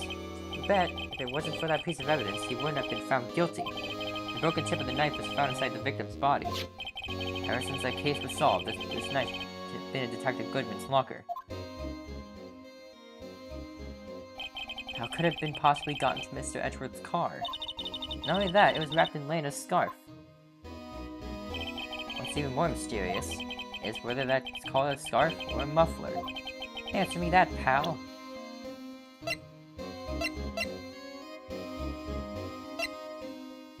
Well, pretty much now, everything from the SL9 incident is important.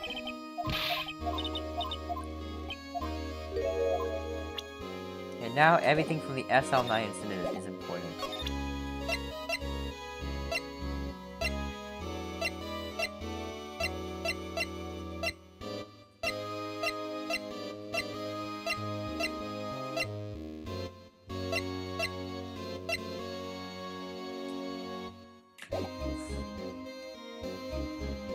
I need to get it from Edgeworth to be able to get anywhere with him. Because I'm pretty sure that piece of evidence, that evidence list is gonna have that thing that he's keeping from us on it.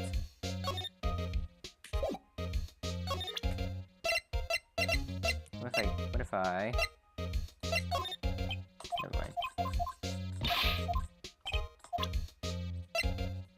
I need evidence. Oh, never mind.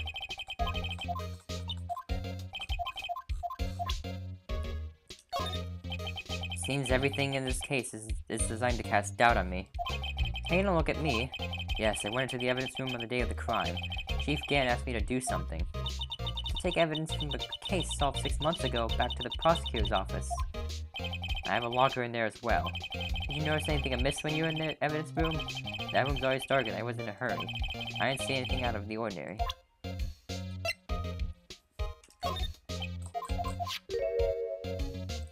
Oh, wait.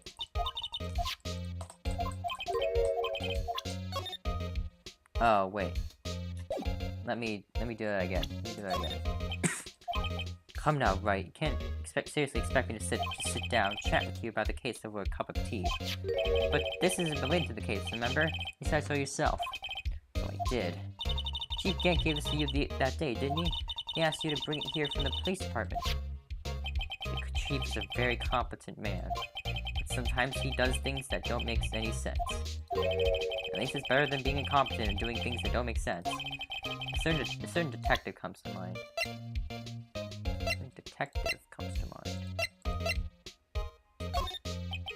Seems everything in this case and cast doubt on me.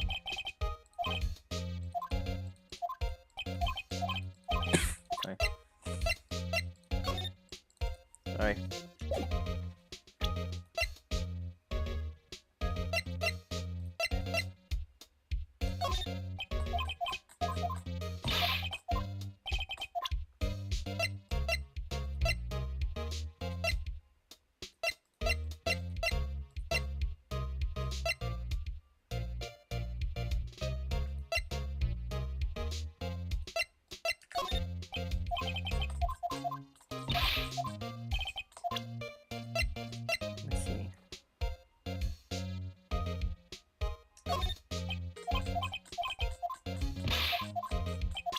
I need the other piece of evidence. I need it. I need it very badly.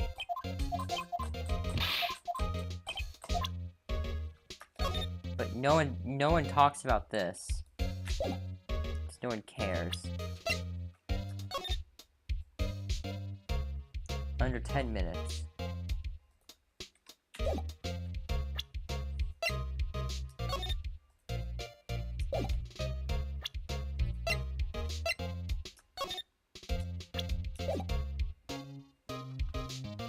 Alright.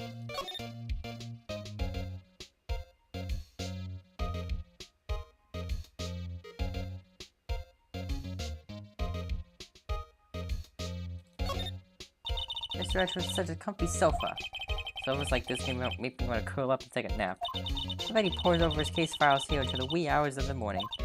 Then he takes off his jacket, rolls up his sleeves, and goes to sleep using his arms as a pillow. I don't believe it. She's actually daydreaming about Edgeworth working. I read in the morning he has sofa hair and little creases in his cheeks from the seams. He's so cool. Sofa hair is cool?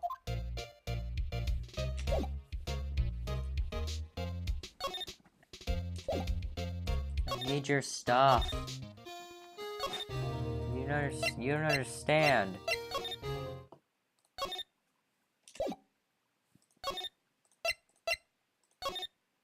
Give me the other half of that. I'm robbing you. I'm robbing you. Give me that. I'm going to rob you. Give me that.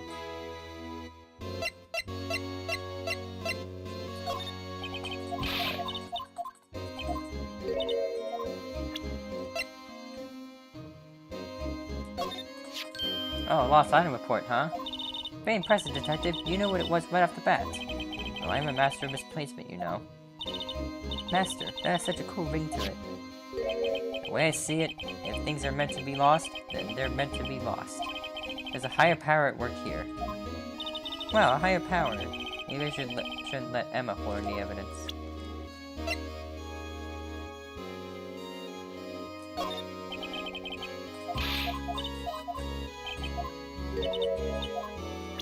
Trying to find stuff, and you're not being very helpful. I can't believe Officer Marshall would do something like that. You know Officer Marshall? Of course I do. He was like a mentor to me. When I first started off, he even gave me a small cactus. Really? Said Dick, she'll listen to all your troubles. Note to self, Detective Gumshoe talks to a cactus. Hard to believe he's just a patrolman now. Someone ought to trade places with them. What? Why are you looking at me like that?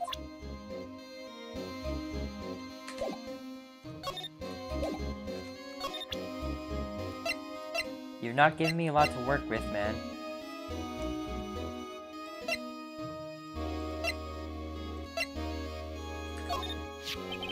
No lock can be opened without a fingerprint match. Besides, there's no reason for the murderer to touch his own locker. Hey, wasn't your locker the one with the blood on it, Detective? The handprint of the real murderer's gloved hand. Without any fingerprints. If they come in to arrest me, you'll defend me, won't you? If that happens, I think you'll do better pleading with Edgeworth.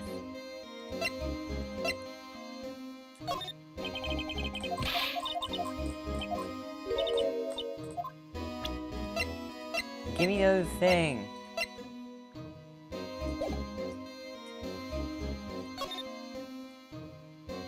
Y'all are so stingy.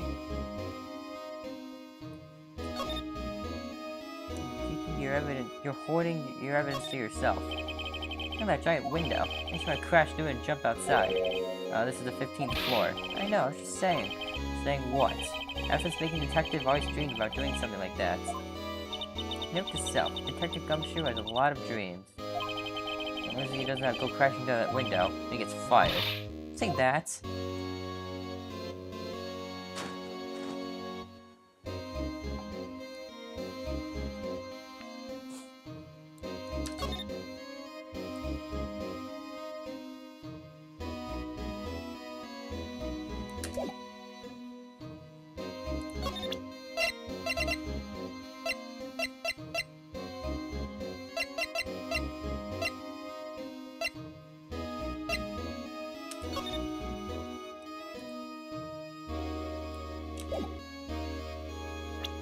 Oh.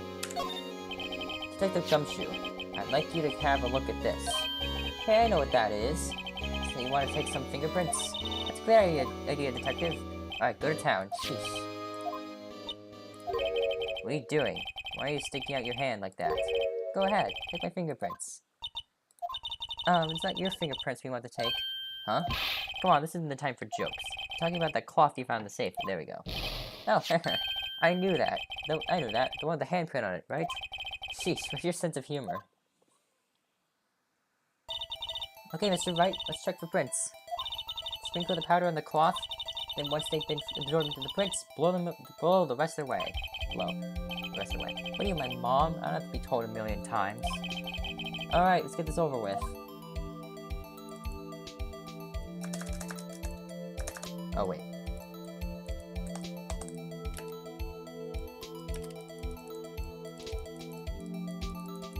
I don't think I did that in the exact right position.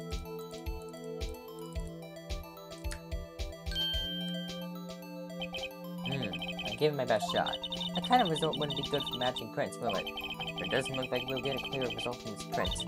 Okay, try a different finger then.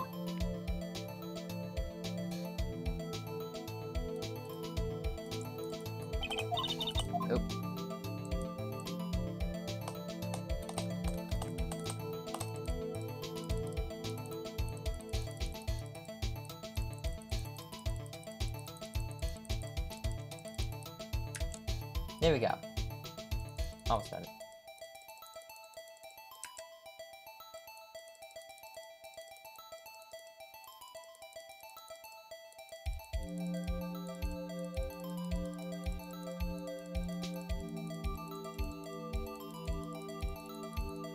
Really nice to just have an infinite supply of this.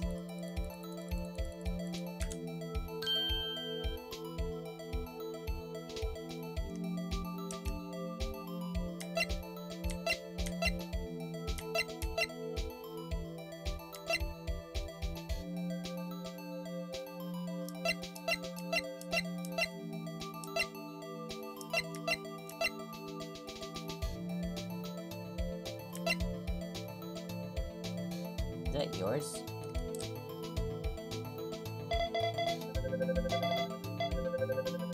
Honestly, it would make sense, yeah. Yeah, that was... No, how could this be? What are Emma's fingerprints doing here? Hey, you found a match? Whose fingerprints were they? Huh? Oh, since the prints are too old. They aren't clear enough to get a match. Oh, that's too bad. I thought they'd be Dark's prints. Psst. Hey, you. Over here. What's going on here? What are that kid's prints doing inside the chief's safe? Don't ask me. Let's just keep this information from Emma for now. Do tell her. It's fine. Tell her. Maybe we should hold on to this. Piece of cloth. Folded and added to court record. Well, was I any help? Of course. Thanks to your ID card, we were able to get some hard evidence. Now that's not very kind, is it? In other words, if it wasn't for his ID card, he would have been useless. Isn't that right, you in the coat? Eek! It's Chief Gant. You didn't think you'd be back so soon. Fortunately, I'm a man who believes in signs. As I was walking to my meeting, I happened to look out a window and see a stray dog led right into a pole. Just then I thought of a certain detective. You mean me, sir? Now then, I'm afraid I'm gonna have to ask you all to leave. Yes, sir. Sorry. Oh, you in the coat. Me, sir? Drop off your ID on the way out. You won't be needing it anymore. But, sir... Now get out. Yes, sir. We'll be on our way too, then. Wait, you're the one without the spiky hair. Don't go yet. Me, sir. I'd like a word with you. But sir, I'm not a licensed scientific investigator yet. You with the spiky hair, you're free to go. Mr. Wright. Well, she's screwed. Look, pal, if I've told you once and told you 1,000 times, the chief's office is off limits. But no, you just had to go sneaking in there like that, didn't you? Thought I said you didn't care anymore if you were fired. Yeah, but if I knew it'd be like this, I never would have said it. Now that I've seen the evidence Chief Gant was hiding in his office, I think I'm finally starting to get the picture. Why has she kept eerily silent about it all this time? Anyway, listening to me? I'm gonna try and smooth things over with the Chief again. Later, pal. After that, I heard from Emma. She said the police wanted to ask her some questions, so she'll be busy for the rest of the day. February 24th, Detention Center, Visitors Room. I see. So the Chief asked Emma to come in for questioning. It's no use thinking about it. Tomorrow's the final day in court. I'm committed to doing everything I can to defend you, which is why I'm here. I've already told you all that I can. What you told me over these past couple of days is absolutely nothing. Not a single useful thing. Really, I believe I did mention something quite important. Something I told you right at the beginning. I said that I was the one who stabbed Detective Goodman. No, I think I finally figured it out. I know who it is that's lurking behind your words. Yeah, I did a good job mentoring you. I'm rather jealous. It seems Edgeworth was right. Edgeworth? Once you're convinced you know something, no one can persuade you otherwise. Thick-headed is the term you used, I believe. That's my chance to get her to tell me the rest of the story. I have to admit, I was more than a little perplexed at first. You insisted you did it, yet there was no incriminating evidence.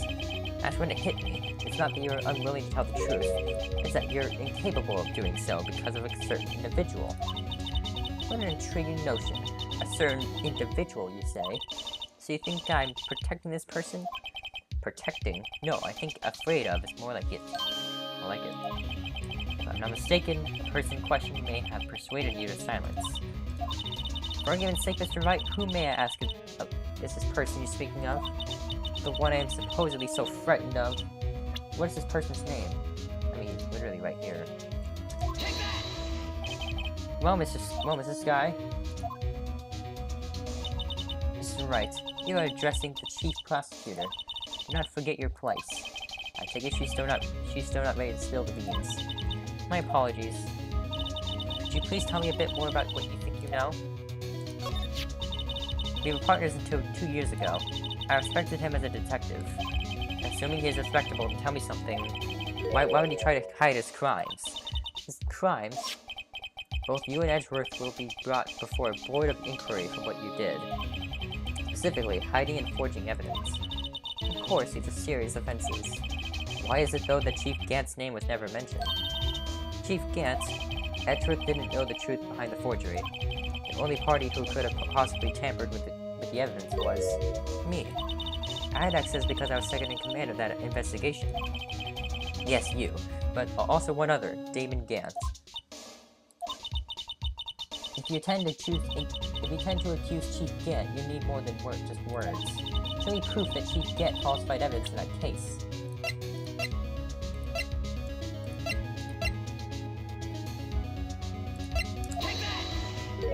I just found this in a safe in the chief's office. This jar piece, and this piece of cloth. Do you know what these are? They're pieces of evidence from the SL9 incident. The person concealing evidence was none other than Chief Gant himself. Now tell me, why are you taking all the blame for him? Touché, Mr. Wright. It's as you surmised. I cannot disobey the Chief's orders, even if it means being found guilty for murder. Why not? Come now, Mr. Wright. You can't possibly expect me to be able to tell you that. 3 days ago, I had no choice but to cooperate in the murder of Detective Goodman. Or perhaps I should say, follow orders. Yes, it's more accurate than cooperate. Although I can't tell you the details, I can say that I was given an order that day. I need you to dispose of Bruce Goodman's body. You'll find it inside the trunk of Miles Edgeworth's car. Just as I suspected. Despite what everyone believes, you were not the one who murdered Detective Goodman. Correct. I was trying to take the body out of Edgeworth's car. The trunk's lock was broken, and he discovered that murder weapon while inspecting the body. The murder weapon? You mean Edgeworth's knife? No. When I found the body, this was the knife stuck in it. The knife from the SL9 incident. Serial killer Joe Dark's knife. I couldn't just leave that knife in him, so I took it out and stabbed him with another knife. There would be Edgeworth's knife. That's right. Even though he was already dead, my hands were shaking at the thought of stabbing him. That's why I ended up cutting my hand. And that's the reason for the bandage on your right hand? Yes, it seems that I got blood on the victim's shoes as well. And then she saw me just as I plunged the knife into it. She saw me just as I plunged the knife in. There's a star, huh?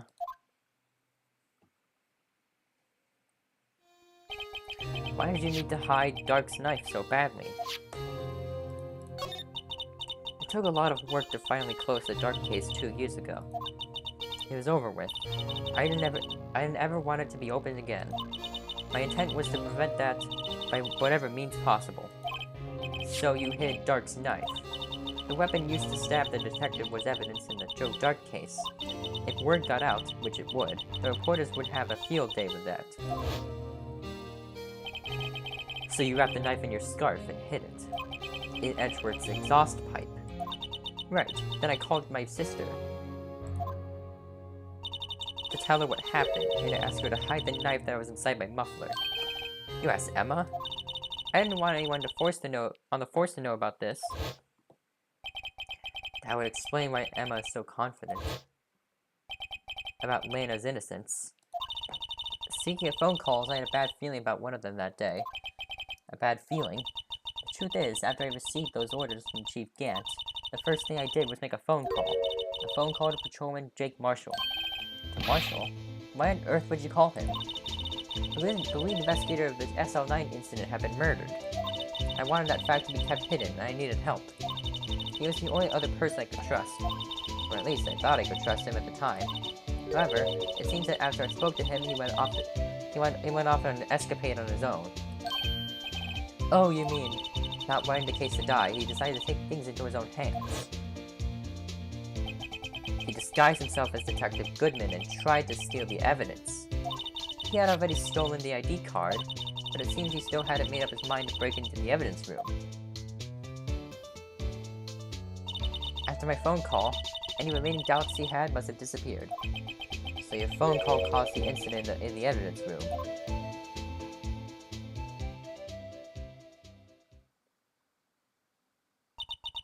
I'm afraid that's all I can tell you. But Lena, you've earned my respect, Mr. Wright, both as a defense attorney and as an investigator. Now please, don't pursue this any further in court tomorrow. Tomorrow's trial. There's only one way to drive off Lena's demons. We gotta get to the bottom of everything. Detective Goodman's real murderer.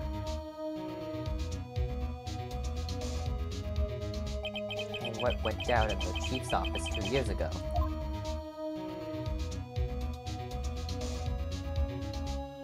Be continued.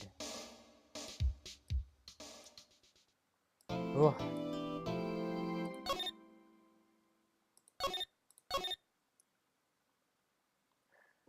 Alright, guys. Well, that was stressful. But I managed to do it. Alright, I am going to continue this next time. I'll continue this next time. Thank you all so much for watching. Hope you all enjoyed. If you did, be sure to press the like button. Comment down below if you want more Phoenix Wright. And of course, subscribe if you're new to the channel. I would greatly appreciate it. Well, that'll be it from me. Thank you all for watching again, and I'll see ya.